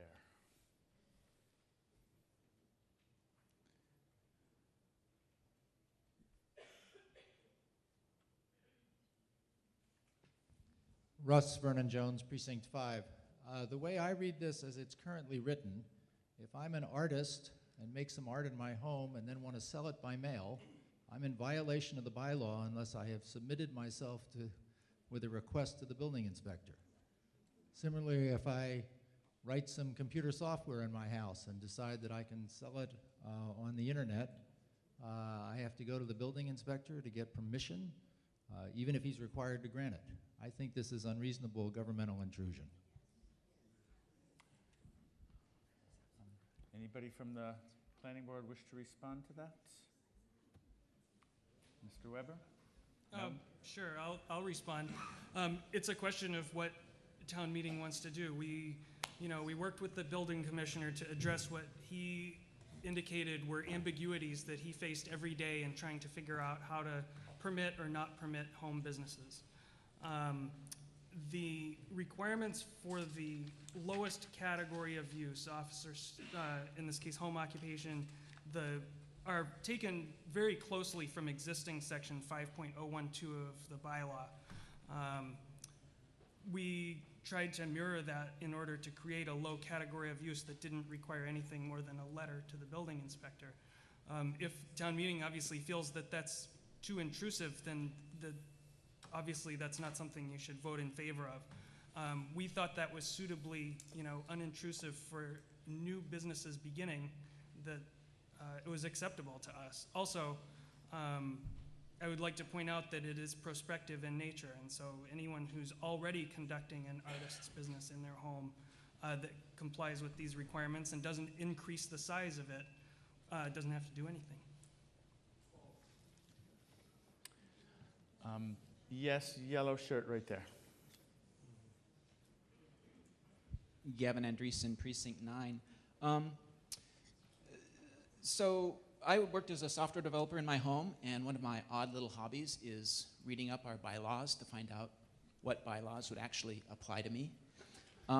So I actually read the old bylaws, and it turns out a software developer does not need any special permit or anything.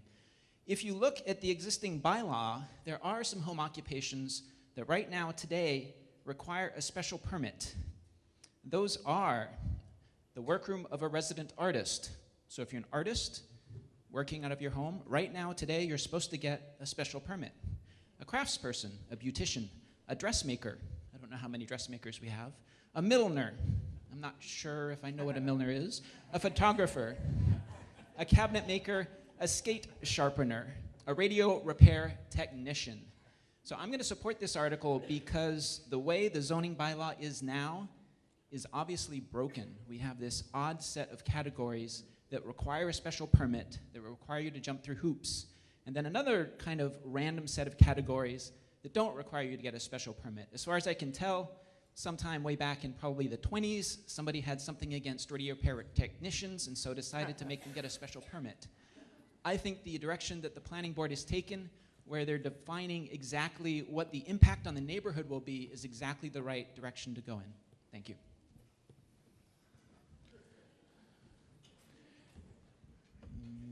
Yes, right there on the aisle. Taryn LaRaja, Precinct 9. I call the question. Motion for the previous question has been made and seconded. We will now come to a vote. If 2/3 of you vote yes, we will then vote on Article 27 before us. All those in favor of the motion for the previous question, please say aye. Aye. All those opposed, please say no. No. I was wrong last time, so I want to hear once more. All those in favor of the motion for the previous question, please say aye. Aye. All those opposed, please say no. Moderator, here's 2/3. We will now come to a vote on Article 27. I'm sorry,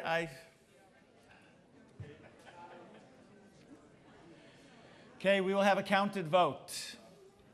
Counted vote to see if we have 2/3 of the motion for the previous question. Next time, try and be a little quicker. All those in favor of the motion for the previous question, please stand and remain standing.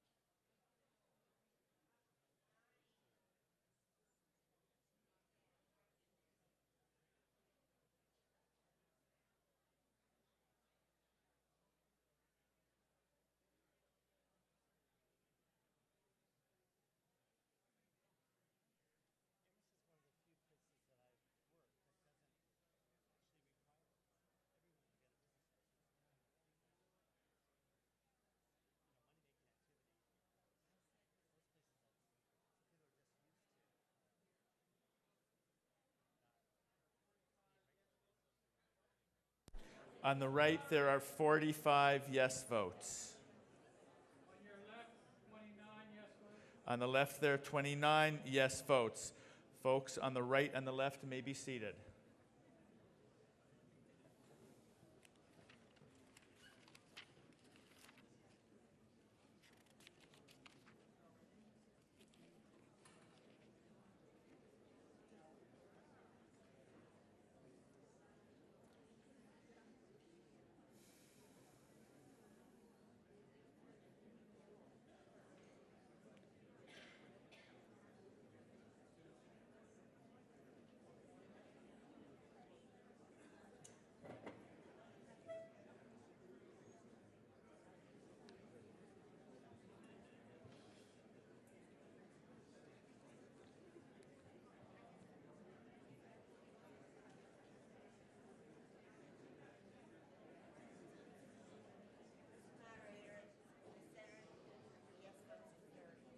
In the center, there are 30 yes votes. You may be seated. All those opposed to the motion for the previous question, please rise and remain standing.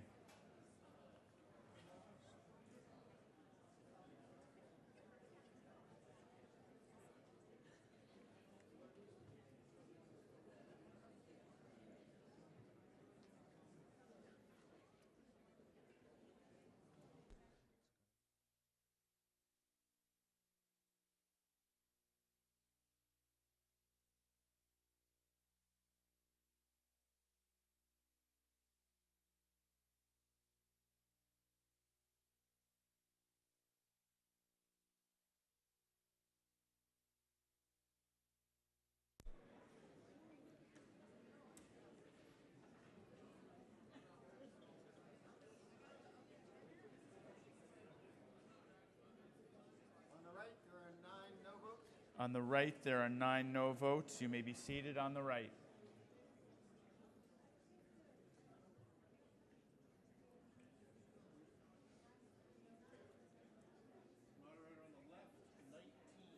On the left, there are 19 no votes. You may be seated on the left.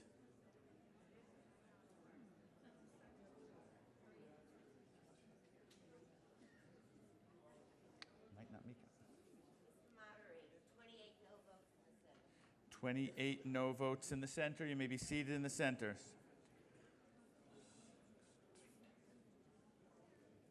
There are 104 votes in favor of the motion for the previous question and 56 opposed. We have not achieved a 2/3 majority, so we continue discussion on Article 27.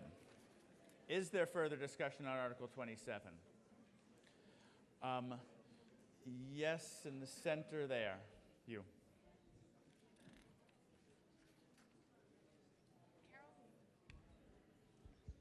My name is Patricia Stacy. I'm Precinct 10. I'd like briefly to tell you my story. I lived in Northampton for 20 years. I moved here a year and a half ago, and within days of moving here, my neighbors, lovely people, ran over to my yard and said, "You can't believe what's happening. They're dividing the land next to you. They're tearing down a beautiful antique barn, and a developer has bought the land and is going to do what he wants with it." Meanwhile, this developer bought a lot of land, a lot of houses in our neighborhood, and has ruined our neighborhood.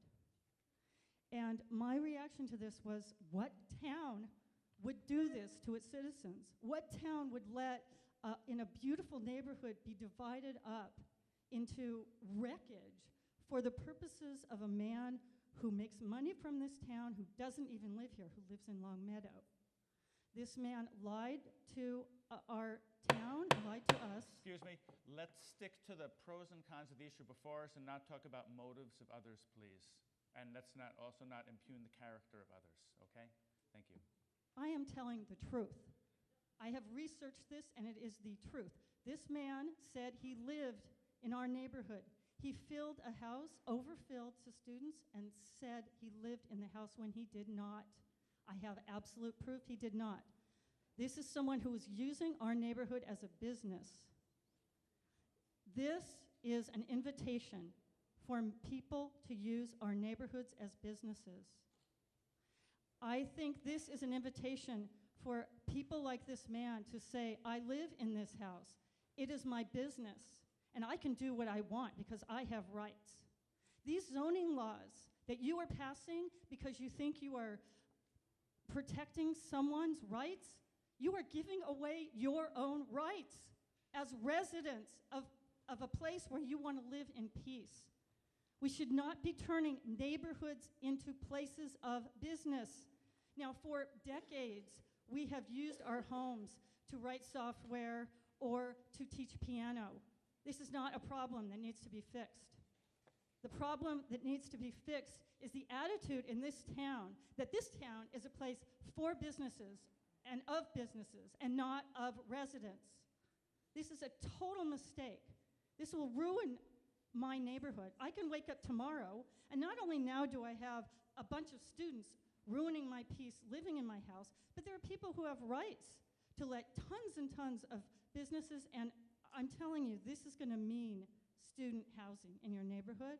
It's going to mean traffic. It's going to mean trucks. It's going to mean noise. And that is the reason that this is created. I do not for a second believe that this was created to help some grandmother who wants to knit Afghans to sell on the internet.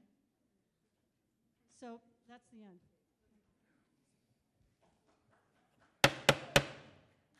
There will be no applause, booing, anything like that after speakers, please. Yes, back corner there, yes. Jim Oldham, Precinct 5. I'm not sure I'd state it similarly to this previous speaker, but I did want to draw our attention more to, there's been a lot of discussion sort of at the low impact end and concerns for the rights of those at the low impact end of businesses to be able to do what they want while active in their homes. I would like to focus discussion at the other end, particularly and understand better. I found it helpful when a previous speaker contrasted what we're voting on with what currently exists, and it certainly would be helpful, again, in terms of the high impact end to understand what we're changing from as well as what we're changing to. In particular things, I have to say that I am a little nervous about some of the waiver language in here, and I thought it's interesting that even the small home-based contractor is allowed to have up to 2,000 square feet dedicated to vehicles and equipment. And I believe that's the contractor that doesn't require a special permit, though, and can be in any of the residential zones. In terms of the large home-based contractors, I see, excuse me, problems with eyes and hands.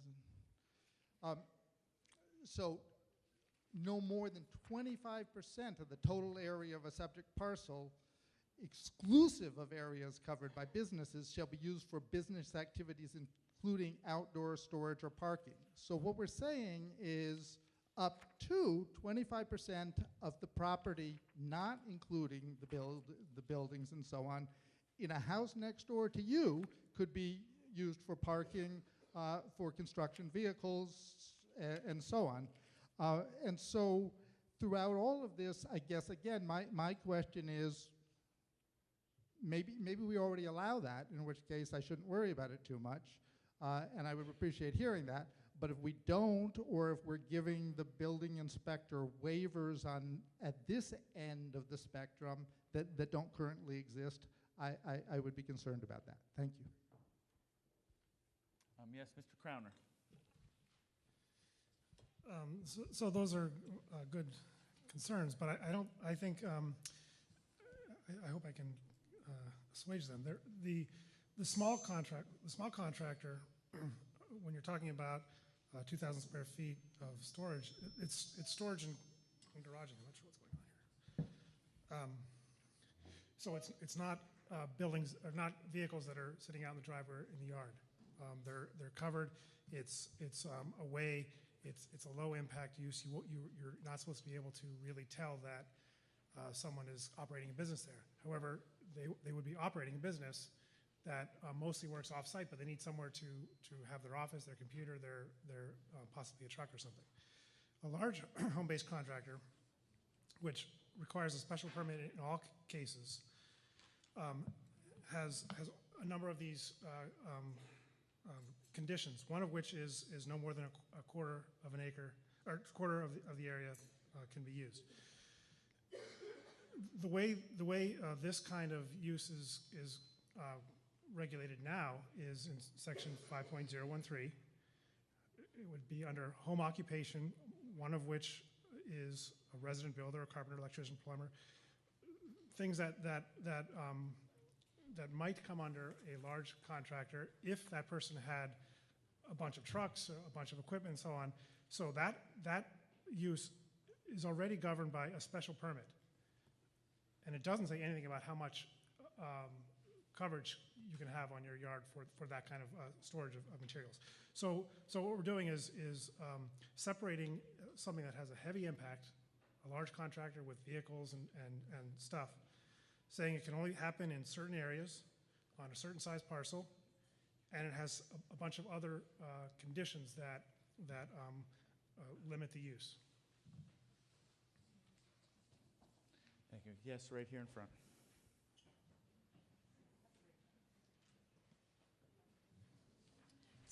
Carol Gray, Precinct 7.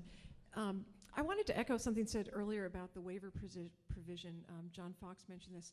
If you look at page 19, the waiver provision says the building commissioner may modify and the special permit granting authority may waive or modify any aspect of this section, and then the next line, skip a line, it says, and this bylaw. So even if you think there are decent things in this bylaw, this waiver is a loophole you can drive a truck through. And what it means is it's a major shift in power.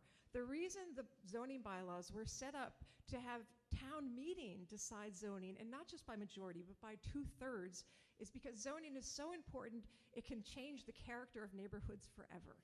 And so that's why we decide zoning. But this one provision says we aren't the bottom line deciders of zoning. That in fact, a single person or an appointed board that's appointed by a single person can modify or waive anything in this bylaw. That's not how the power of zoning is supposed to be handled according to our bylaws. For that reason alone, you should vote no. Yes, Mr. Weber. Mr. Moderator, I would ask that the building commissioner be recognized. Yes, absolutely. You may come forward.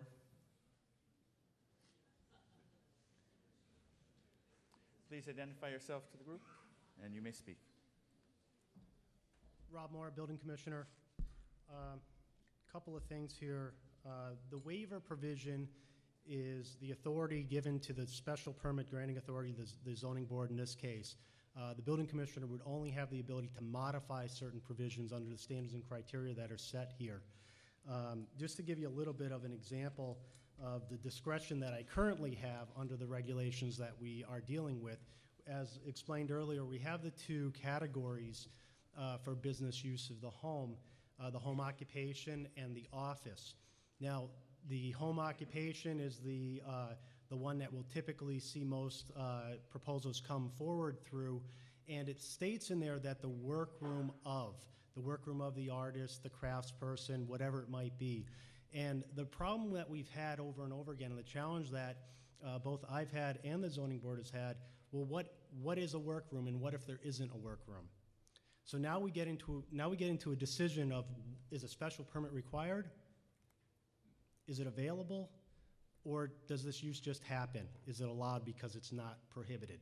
So there's so much more unknown in the regulation that we have now, and the idea here laid out in this bylaw is to provide a place for these uses to fall into, and if not, the waiver provision is there. Example of the waiver provision, we have a very strict criteria in the current language that we have that doesn't allow any outdoor storage. Now, we all know there's landscapers, there's contractors, there's painters, there's plumbers, there's trucks, there's ladders, there's all kinds of materials stored outside. The bylaw prohibits it. It's been around for years. It continues to grow. These are things that I deal with every day. This bylaw opens the opportunity for that to be reviewed, maybe put in an appropriate location, screened, housed in some way, not in public view. That's where the waiver provision comes into play for us. And I'll just state that the waiver provision is something very common to this bylaw. It's in our parking regulations, our signage regulations. It's similar language that you'll see over and over in the existing bylaw. Thank you. Yes, front row over there.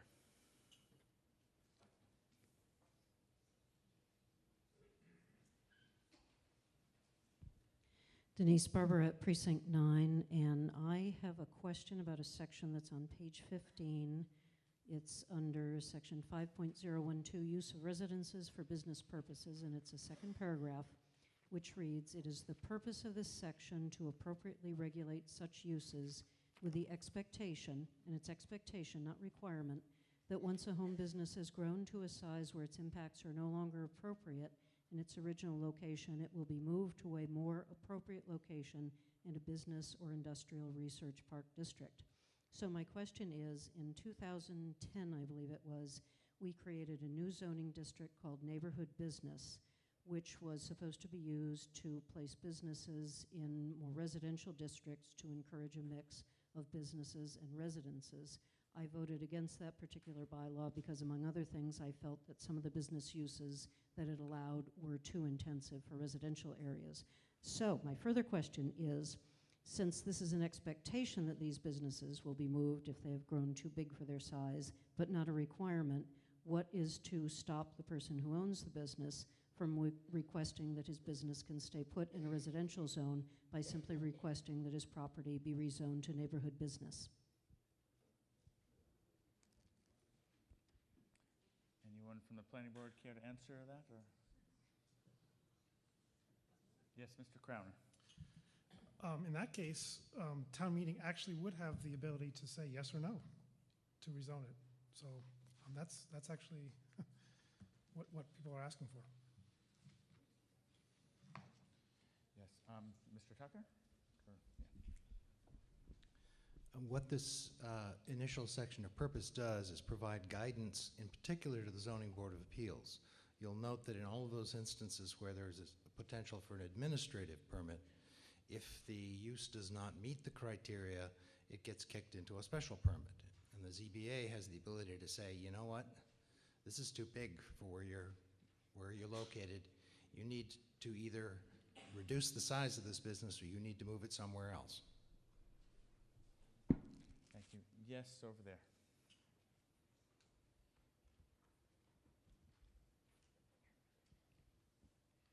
Ruth Hazard, Precinct 3.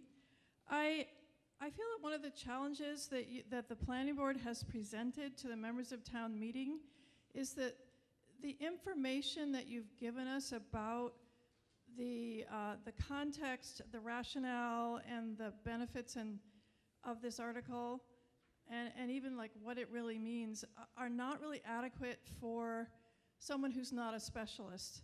And I really would encourage you to give us some additional information, because I feel it would help me make a decision. And it's probably not something you can give tonight. But the kinds of things that I would really have appreciated are a map that shows what are the zoning areas that would be affected, some data on what kind of home businesses there are currently and where they are located, not to pinpoint individuals, but just to help us understand what's the current situation, what are the problems with the current situation, how would this bylaw actually encourage the kind of business that would be helpful to Amherst, and like an actual chart of what's the current and what's the new, what's the proposed new, because I just think that trying to grasp hold of what you're proposing, which I think is really important for us to do in order to understand it and support it, is hard given the information that you've given us. And I appreciate what you have given us, but I just feel like it's not enough for me to make a good decision or really understand it.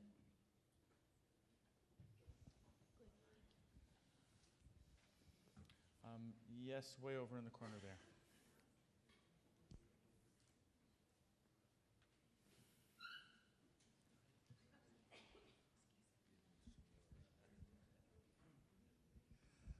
Robert Wellman, Precinct 7. I especially like, I'm going to make a motion, excuse me. I move to refer this matter back to the planning board. Motion's been made to refer Article 27 back to the planning board and seconded. You may speak to your motion. Yes, thank you. I almost forgot to make the motion, before I spoke, but it just seems to me the discussion that has ensued during just the past 5 minutes from about Carol on has shown that this is really inadequately studied at this particular point. I think it should be very carefully studied because of the various points that have been, the various reasons that have been adduced during the discussion this evening, that there are all kinds of home businesses and working at home. I was trying to figure out if I prepare a lecture at home, am I going to be in violation of something or other? And I probably wouldn't care, and I'd go ahead and do it anyway. But I'm like that. So, at any rate, I move to refer this back to the planning board for very careful study and to report it out when they're able. Okay, the motion before us is now a motion to refer back to the planning board. This requires a majority vote to pass. Let's try, we've had a lot of discussion on the main motion, so I'm going to be pretty strict here, limiting to discussion to the pros and cons of referring back to the planning board as opposed to the content of the motion of the article itself. Yes, I see a hand there. Hilda Greenbaum, Precinct 1, and I would like very much to emphasize that when it comes back, make it many pages shorter, more succinct, more clear, so that there's less discretion involved and people know which category that they fit in. And how you're going to deal with the people who are grandfathered in, who are creating a lot of the problems that may have been the cause of, or the genesis of the bylaw to begin with. People who have construction businesses in residential neighborhoods that supposedly are not being controlled adequately. So make it simple, folks, so that it's enforceable. Further discussion on the motion to refer. I see no hands. We will come to a vote. Again, this requires... Okay, I'm sorry. Way back in the corner there. That's fine. Just wait for the microphone, though, still. Isaac Ben Ezra, District 8. I would like, I support this motion, and I would suggest that when that piece of work is completed, that all of the people in the community are made aware that there'll be an open forum and an opportunity to discuss it before it comes back to town meeting. That's my idea of direct democracy. Mr. Weber. Thank you, Mr. Moderator. I would just like to make it clear that a vote to refer this article will mean that until such time when and if the planning board decides to bring this back, the building commissioner will continue to administer these types of uses under the existing vague bylaw and without the additional restrictions and protections offered by this article. Further discussion on the motion to refer. Yes, I see a hand over there.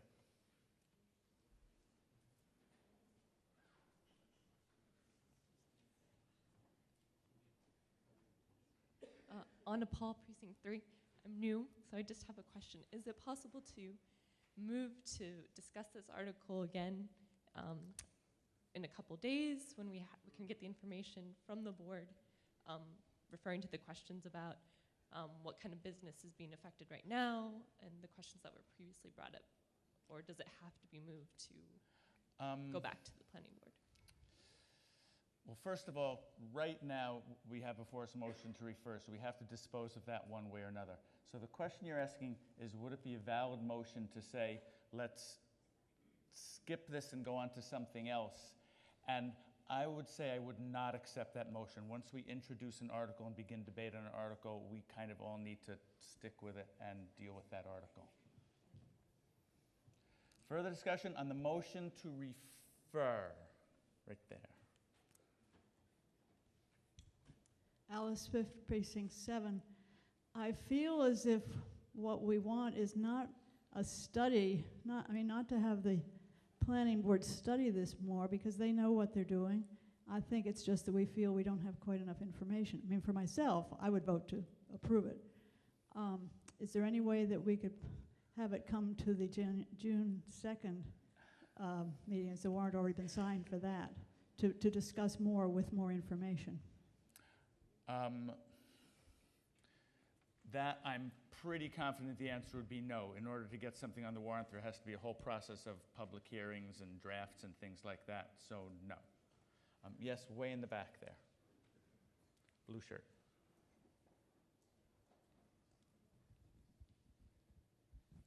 Richard Morse, Precinct 7. If we vote down the motion to refer and the motion goes on and does not get the 2/3, what is the effect in terms of the ability of planning board or anybody else to bring it back? What's the time frame? What is the preclusive effect of a vote that doesn't make 2/3? Okay, you folks should correct me if I'm wrong, but I believe there's not really any effect. The planning board can choose to bring it back if they want or not if they don't want. Yeah, I hear a point of order. I believe that the requirement is that that a majority of the planning board must vote to bring it back to town meeting, whether the article is their own or a petition article. And so all it requires is simple majority of the planning board to believe that that it should be returned to town meeting. Mm-hmm. Thank you. Yes, right there in the blue. Pam Rooney, Precinct 9. I would suggest that we not refer this back to the planning board. In fact, we deal with it and think about it, consider it closely. On a day-to-day basis, it sounds like the building inspector makes decisions, weighs the pros and cons of requests for permitting. And if I look at these pretty carefully, each of the regulations describes in a fair amount of detail what is expected, what is acceptable in each of these conditions.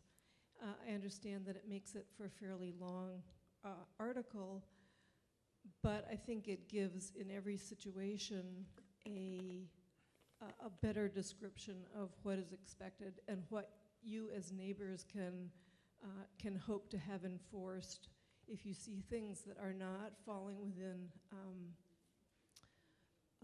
the zone of the regulation, then you can bring it to the building inspector's attention.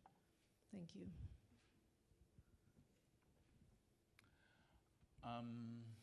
Yes, over there, second row.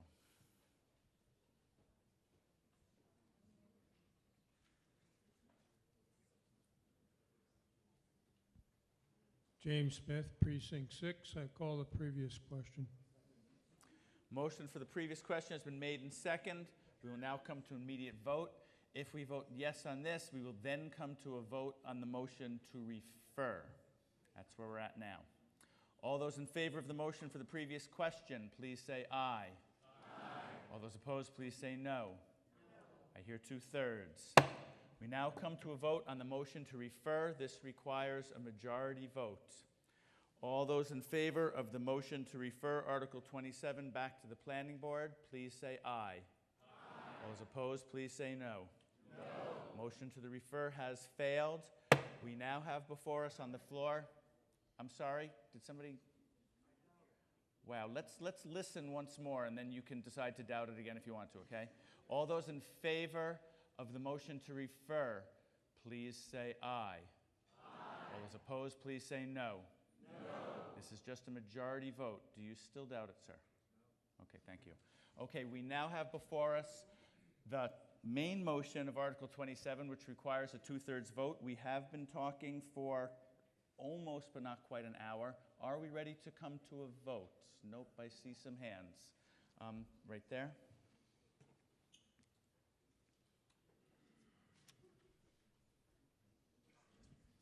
Mary Streeter, Precinct 8. A previous speaker who's on the planning board said something about that if we vote down this article, or if it was referred, that the building inspector would be allowed to make judgments on some vague language. And yet this article will replace previous vague language with other vague language. On page 15, at the top second paragraph, where a previous speaker just read to you about the expectation that home business has outgrown to a size where it impacts are no longer appropriate in the original location. It will be moved to a more appropriate location. It's not clear who would decide whether it's appropriate or not. And also on a later page, page 19, the third paragraph under waiver or modification, it says, as applicable, the building commissioner may modify and the special permitting grant authority may waive or modify any aspect of this section for compelling reasons of public safety, site design, or the public welfare consonant with the purposes of this section. Those last two things, site design and public welfare consonant with the purposes of this section, seem particularly vague to me. I don't know what that means, who would decide, how would that process go. I think zoning bylaw needs to be very clearly spelled out, and we do need to have zoning bylaws that preserve quality of life in our residential neighborhoods. Further discussion before we come to a vote? In the way back there, are you a town meeting member? Because you're, okay, then. Hi, Stephanie Gelfin, Precinct 2. It just seems to me that there's a vagueness and kind of a lack of teeth in this that gives it great potential to cause pain to the little guy, you know, the person giving the music lessons or sewing or whatever, and the big guy who's in a position to hire the lawyers and probably has on staff all sorts of people who know the ins and out of getting around things, that there are those loopholes that they can do whatever they want. And it will cause the town pain to go after them, because then the town will have to deal with legal stuff. Yes, in the back there. Valerie Hetzel, Precinct 6. I'm not a town meeting member. Are you a registered voter in Amherst? Yes. Then you may speak. So I just wanted to address what the last speaker just said. I am a very small business owner. I probably make about $30,000 a year, and I guess my concern is I register a business every 2 years. Well, I just got a renewal notice, $40, and I do rent rooms out, which is also my source of income, and I have to now will be paying a $100 permitting fee. So my concern is more about the costs associated with the small person that's running a business. And my last question is, I did cut down trees in my property, and I do have them stacked along my fence, and I'm wondering what will happen to those trees. Will I have to move them?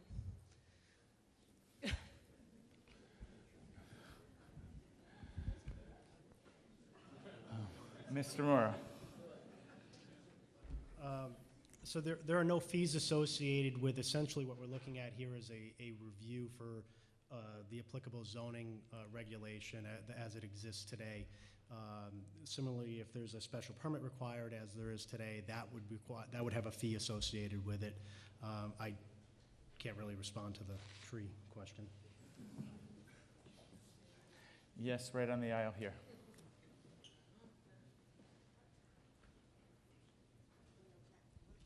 Dale Chapman, Precinct 7.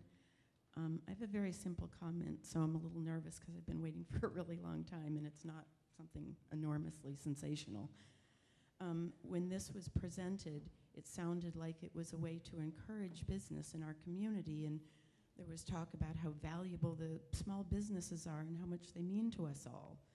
But in the end, it looks like what it is a way to issue more permits and raise property taxes.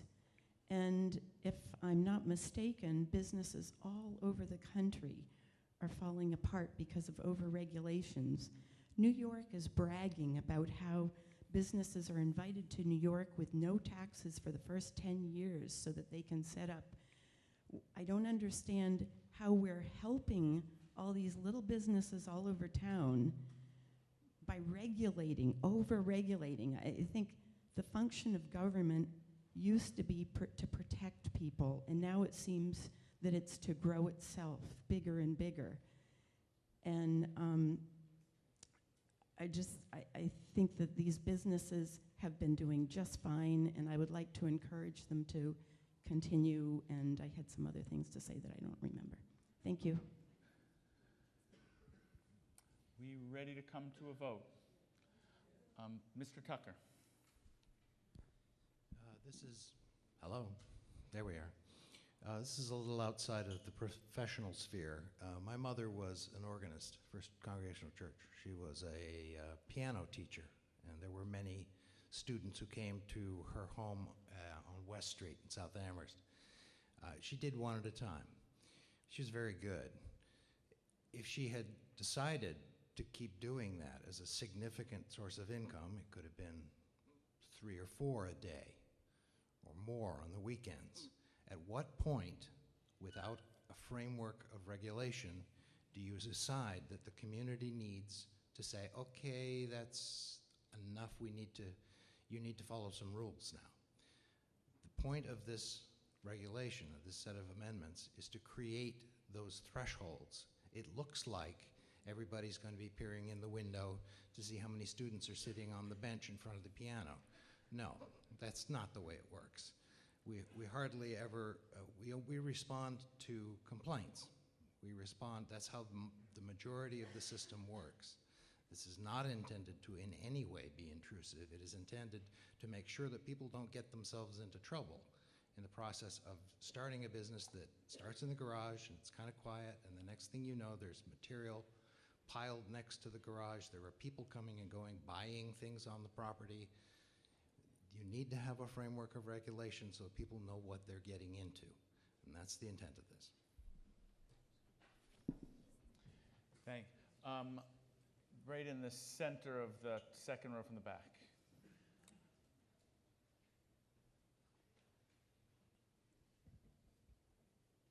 Bonnie McCracken, Precinct 6, and I have a question.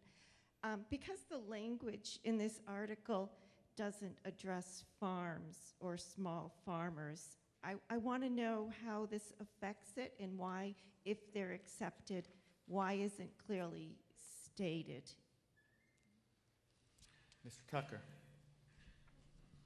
Professional answer this time. State law.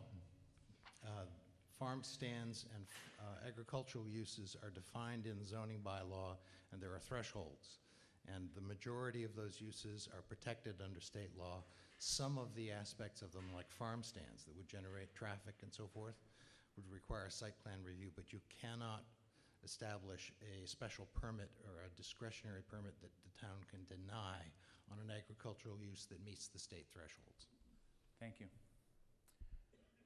Ready to come to a vote? I see a hand over there in the blue shirts.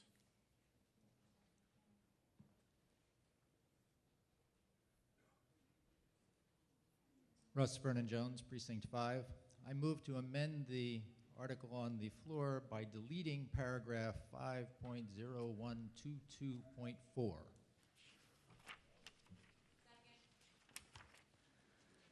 Okay. Before you speak to it, I just want to make sure I understand it and that I feel it's okay. And you're actually going to need, I'm sorry, but you're going to need to present that in writing to us because we need to know very explicitly what your motion is so that legally it's acceptable and we know what we're voting on. So we need to take a little break while you put it in writing and bring it before us. This is not a procedural motion, this is a content motion, so we have to have it in writing. Okay? So we will take a break for a minute as quickly as you can, write it down.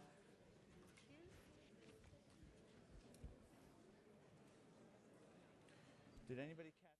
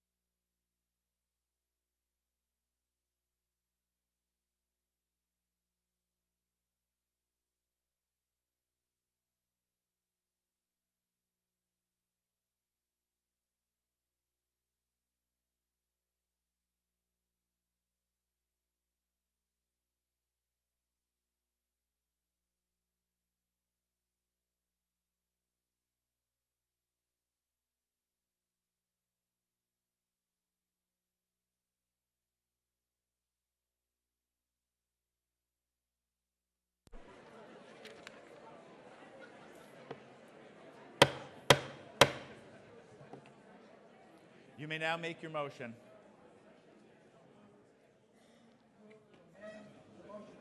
Oh, there we go. Let's try again. I move to amend the motion on the floor by deleting section 5.0122.4. I hear a second. You may speak to your motion. This refers to the home businesses, the ones that don't even involve the amount of traffic that Mr. Tucker was speaking about before. This is the artists, the software developers, et cetera. I don't think we need to have the government involved with those folks at all. I think they should be allowed to pursue what they do without needing to submit anything to the building commissioner or other authority. Okay, before we continue, let me explain what's going to happen here. The motion on the floor is the motion to strike this section from the article, 5.0122.4. This is going to be a majority vote. You're going to decide yes or no whether we should remove this paragraph from the bylaw. If we vote yes, it is removed, and then we're back to voting on the main bylaw, which is a 2/3 vote. If we vote no, it is not removed, and we're back to voting on the bylaw that's a 2/3 vote. So there will be at least 2 more votes tonight. The first on whether or not to change Article 27, which is a majority vote, and the second will be whether to vote in favor or against Article 27, maybe the original version, maybe the revised version. In either case, that's a 2/3 vote. Any questions on the process? Okay, a question on the process from the corner there.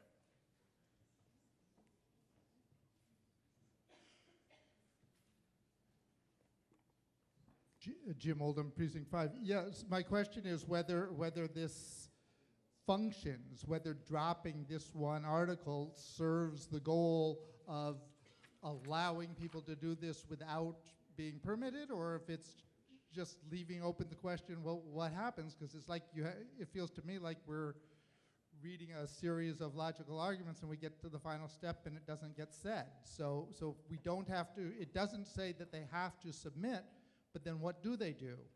It's not clear to me that the law works with that taken out. Okay, so I have to say, he was speaking more to the content and the process, but it's the same question that was going on in my mind, so I didn't complain or anything. I just want to make sure everyone understands the process of the voting that's going to happen, and then we're going to discuss the pros and cons of actually keeping this agreement. So I understand your question. It was a very good one. Well,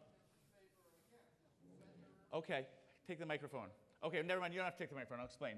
So his question was more of a point of order of, is this a logical thing to do, and does it end up with something that's kind of a legal, sensible zoning bylaw? And that's definitely something for us to ponder and try and figure out. But going back again, any more questions on just this concept that the first thing we vote on is a majority vote, whether we're going to be changing the bylaw that we're going to be voting on. Everyone's got that, right? You have a question about that process? No, okay. So now we will open it up to discussion on the pros or cons of the motion before us, which is the amendment to delete this section. And is there discussion on that? And yes, back there. Kenton Tharp, Precinct 1. I think this is a brilliant thing that I'm going to support. The reason being, a lot of the concern has been somebody that has piano lessons in their house, okay? Under this, you would no longer, according to that gentleman, have to supposedly be breaking the law if you didn't tell anybody about it. But under this, it seems to me, correct me if I'm wrong, that if you have a home business that meets all these criteria, then you don't really have to do anything. And it's sort of like having renters in your home. I'm not sure if this is the same way it is, but by right, you can rent rooms in your home. And I don't think you have to go to the building commissioner and get any kind of permission to do that. But anyway, well, if you do, then maybe I should know about it. But I do know that you have to do the thing where that's true. You have to do the thing, which I did do, where you have to submit your parking plan. It's a bad analogy. You'd have to submit your parking plan. I did it. I was late, but I did it. So let me scratch that example, and let's just get back to the idea of this. The point is, why, if you're meeting all the criteria above here, and nobody complains, then why even bother for every piano teacher in town having to go to the building commissioner, and why does the building commissioner have to spend time, looking at a form for every piano teacher in town? It just seems like for these home businesses, for this very limited use, if you look at the 1, 2, 3, 4, whatever things above it, they're pretty clear. And most people that are doing this kind of a business would know, would be following those rules anyway. So let's save the building commissioner time. Let's not make every piano teacher in town have to go get a form and approve this article, or this amendment. Thank you. Okay. Yes, from the planning board. Yeah, I just wanted to comment that I don't think this proposed removal is really going to be a major problem for the article, but I would also point out that while I think the intent is to save some time from people who own small businesses, and that's worthy, that those owners of small businesses actually draw benefit from this section also because they're getting certification that their business doesn't require a special permit, and the safety knowing that there won't be any issues in the future if their business continues in its current sense. And again, this article, in this sense and in many others, I think removes a lot of the ambiguity that's currently in the bylaw. Okay, what's on the floor is the question of whether to strike this section. Do I see any hands? Are we ready to come to a vote? I see a hand back there. Jerry Weiss, Precinct 8. So what I'm hearing at various points in all this discussion is that one of the things that could be accomplished with keeping this in is that there are people now paying special permit fees that wouldn't have to pay those fees any longer. I just want to know if that's correct, because that's what I'm hearing, is that it's a little ambiguous now, and some people are having to get special permits that wouldn't have to. I guess I'd love to hear from the building commissioner. Mr. Mora.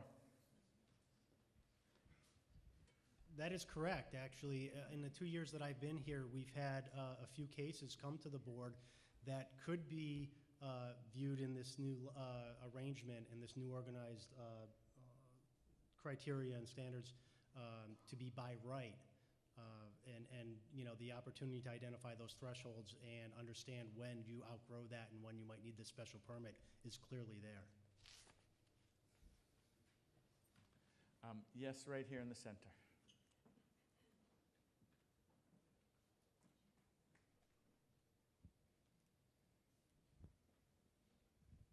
Paul Kaplan, Precinct 6. I'm not sure how to say this, but I'm not a piano teacher, I'm a guitar teacher. And I really do not know what I am required or not required to do.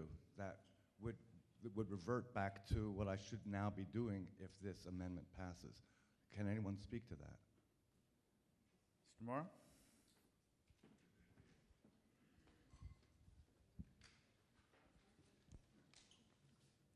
It sounds like as an existing home business, guitar lessons, you would do nothing. In the future, a similar type of proposal would be identified in one of these, possibly as a buy, most likely as a by right, meeting the standards and criteria, not having 15 cars come to your house at one evening, not putting on some sort of a performance in your backyard. And if that's the case, then it would likely fall into one of these by right categories as either a home office or occupation. Yes, Mr. Vern Jones.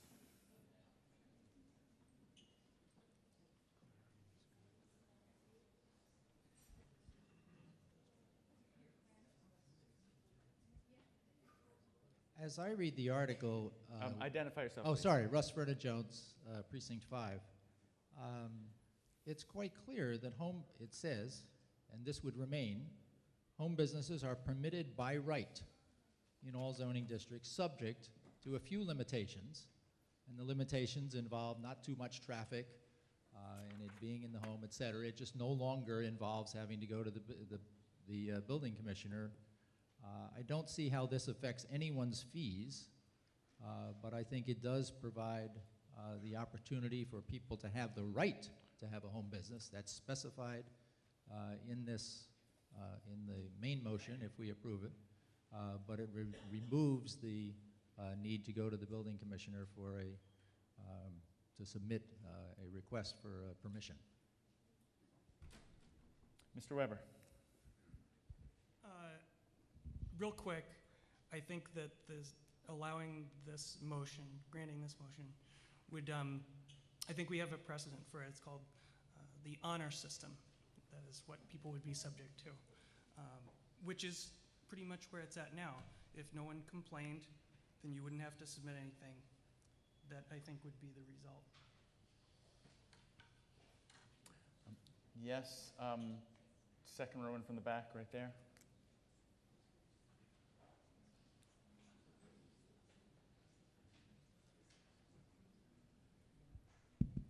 Jerry Gadara, Precinct 9. We had a rental registration system that used the same sort of honor code before, and the reason we passed a new mandatory registration system was because it wasn't working. I think what the building commissioner is asking for here is effectively the same thing with home businesses. And so the point that some other people were making was that by having this registration system, it's going to make it easier for us to enforce the rules and make it more clear. It seems to me a no-brainer to support this. Ready to come to a vote on the motion before us, which is to strike this section. Yes, sir. Oh, well, take the microphone. I saw your hand, but you've already spoken in this section, so I wanted somebody to know. Precinct. Hang on. Sharon Povinelli, Precinct 1. Can the previous speaker clarify what he is supporting? Because he said he was supporting it. I just want to know whether he's supporting deleting the section, because that's not what it sounded like he was supporting. That's a good question, but you can't ask the previous speaker to clarify. He did his best, and we have to go with that, and you have to just sort of guess. I suppose if he asks to be recognized, I might recognize him. Yes. In the green Big shirt, Precinct identify 9. yourself. Thank you. I don't support removing these paragraphs. I support the proposition of the planning department. Right. And my point is just we can't direct questions back and forth. People have to be recognized. Are we ready to come to a vote? No, I see a hand back there. Hate to belabor this, but maybe this is part of the whole issue around this bylaw and why it needs to be... Identify yourself, please. Kenton Tharp, Precinct 1, why it needs to be referred. I'm not even sure about that, but just very simply, deleting this part doesn't change anything else. I mean, it replaces what was originally there, which required you to go to the permit. It required a fee. Nobody ever did it. But this is going to require all the previous requirements for a home business, right? It's just replacing that. I think we're getting confused thinking if we delete this one little paragraph that somehow or another we're going back to something we had before. And it doesn't go back to something we had before. It still replaces what we had before. All it does is mean you don't have to go to the building commissioner to fill out a form, and the building commissioner doesn't have to spend his time filling out 200 forms for little piano teachers in town. Is that correct? Okay, perhaps we're ready to come to a vote on the motion before us. Yes, I see a hand. Since there was a need, a clarification. Sorry, identify yourself, please. Sorry, Jim Oldham, Precinct 5. I also should clarify. I misspoke or didn't misspeak. I was confused earlier. I agree with the most recent speaker. I think that this is an improvement, and I apologize for my earlier confusion. I think you could actually do it, having just changed the word shall to may, but we already have an amendment on the floor, so I'll support it. I think we are ready to come to a vote. We are now coming to vote on the motion to amend the motion that's on the floor by deleting section 5.0122.4. This requires a majority to pass.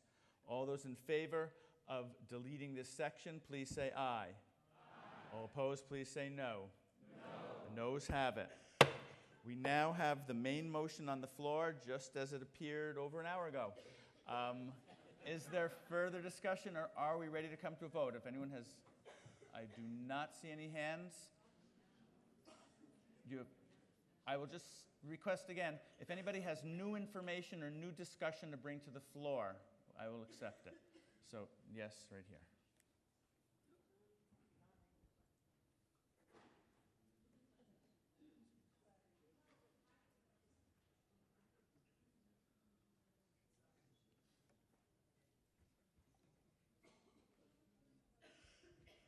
Mary Streeter, Precinct 8. I have my practical hat on right now. I'm just wondering if these permits and other elements of this bylaw will increase staff time, and whether in the future we'll need to be having additional staff to process the permits. Also, I would like clarification from I think it was the town manager who said something about assessment earlier, that it would not change the assessment, so we may not be getting additional tax money to help with our tax burden if this passes. So I'm just wondering if it would not help us decrease our taxes, would it increase the need for more staff? Mr. Masante?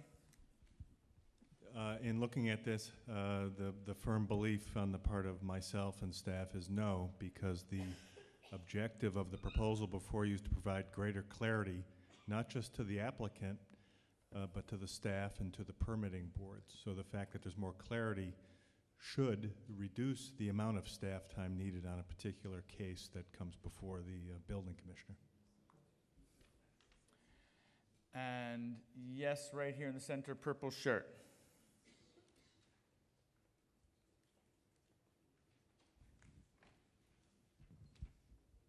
David Mullins, Precinct 8. I would just like to clarify to make sure I have some of the changes correct. I'm looking particularly at the large home-based contractors. Currently, as I understand it, the building inspector has pretty wide latitude to make judgments.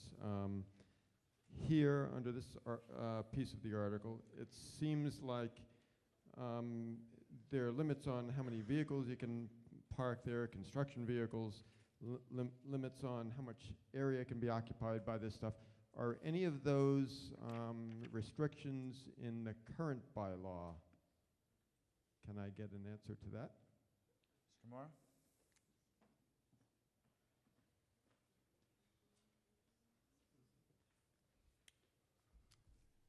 The large-based contractor is only permitted by the zoning board by special permit. The building commissioner does not have the ability to approve that administratively. That's the only category that absolutely needs a special permit. The current bylaw has very strict limitations on things such as outdoor storage or vehicles that are parked there, and there is no waiver opportunity, no modification permitted in the current bylaw, which is part of the struggle that we have when we have these applications not only in front of me or responding to a complaint from a neighbor, but also the zoning board themselves have struggled with the language and have tried to get as creative as possible with the existing parking and garaging special permit provision for some of those issues. So it just very, isn't very clearly provided for in the bylaw that we have now today. So is this more restrictive? Would you like a follow-up question? Can I ask a follow-up question, Yes, you please? may. So is this more restrictive than the current bylaw? I think it clearly provides an opportunity that isn't clearly there today, and it's using design standards that are found in our bylaw and the foundation of some of the other provisions that are applied in our code, in our current regulations. Okay. Okay. Thank you.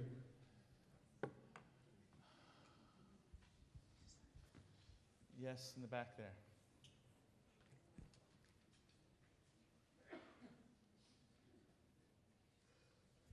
Jennifer Tao, Precinct 10. Okay, I have a question. When you say opportunity, I'm just not clear. Is that an opportunity for you to use your own discretion?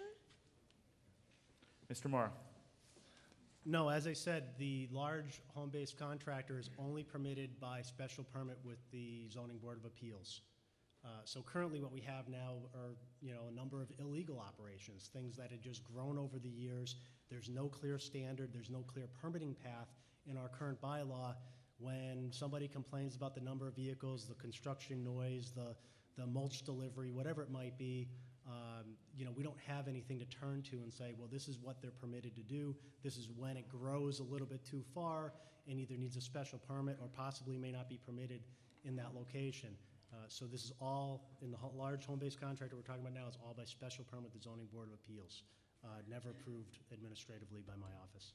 Can I make one other? No, there's other hands. We need to not have a back and forth here. Yes, the white shirt on the aisle there.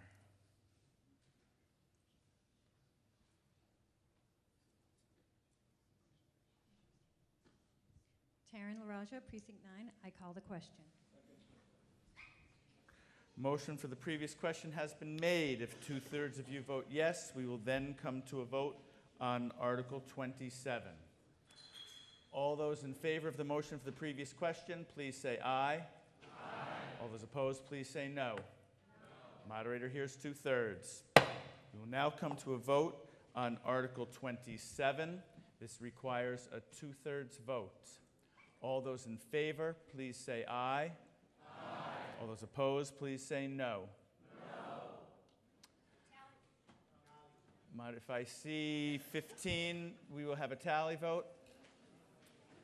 1, 2, 3, 4, 5, 6, 7, 8. We will have a tally vote.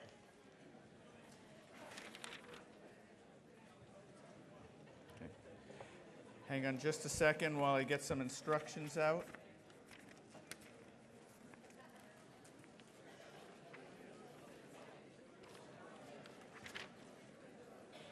Sandra, this is tally vote number 2. Let me give some quick instructions here. Make sure you're using card number 2. Make sure, hang on. I'd like everybody to stop for a second and listen. Hey, I'd like everybody to stop for a second and listen so we can avoid complications later that take even more time, okay? So we are talking about card number 2. So it needs to say card number 2 on it. It must have your name on it. You're going to pass either a green or red card towards the aisle where your tellers are located. A green card indicates you are voting in favor of Article 27. A red card is opposed. Please stay in your seats until the tellers have collected the cards and until your row has been released. If you are not seated in your row when the teller collects the cards, your vote will not be counted. If you do not have a card number 2, please stay in your seat until the teller arrives at your row. The teller will pass you a blank card. You will need to fill in your name and the vote number. Okay, now you may pass your cards towards the tellers.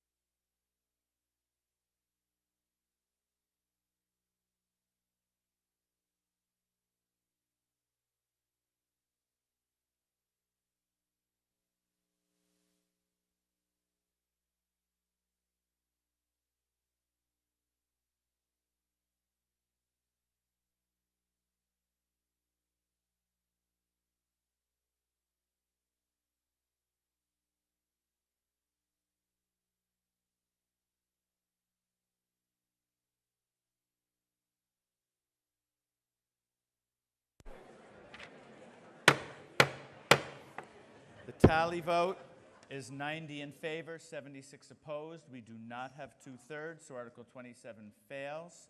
I now call on Mr. Hayden to make a motion. I am going to move to continue debate after 10 o'clock.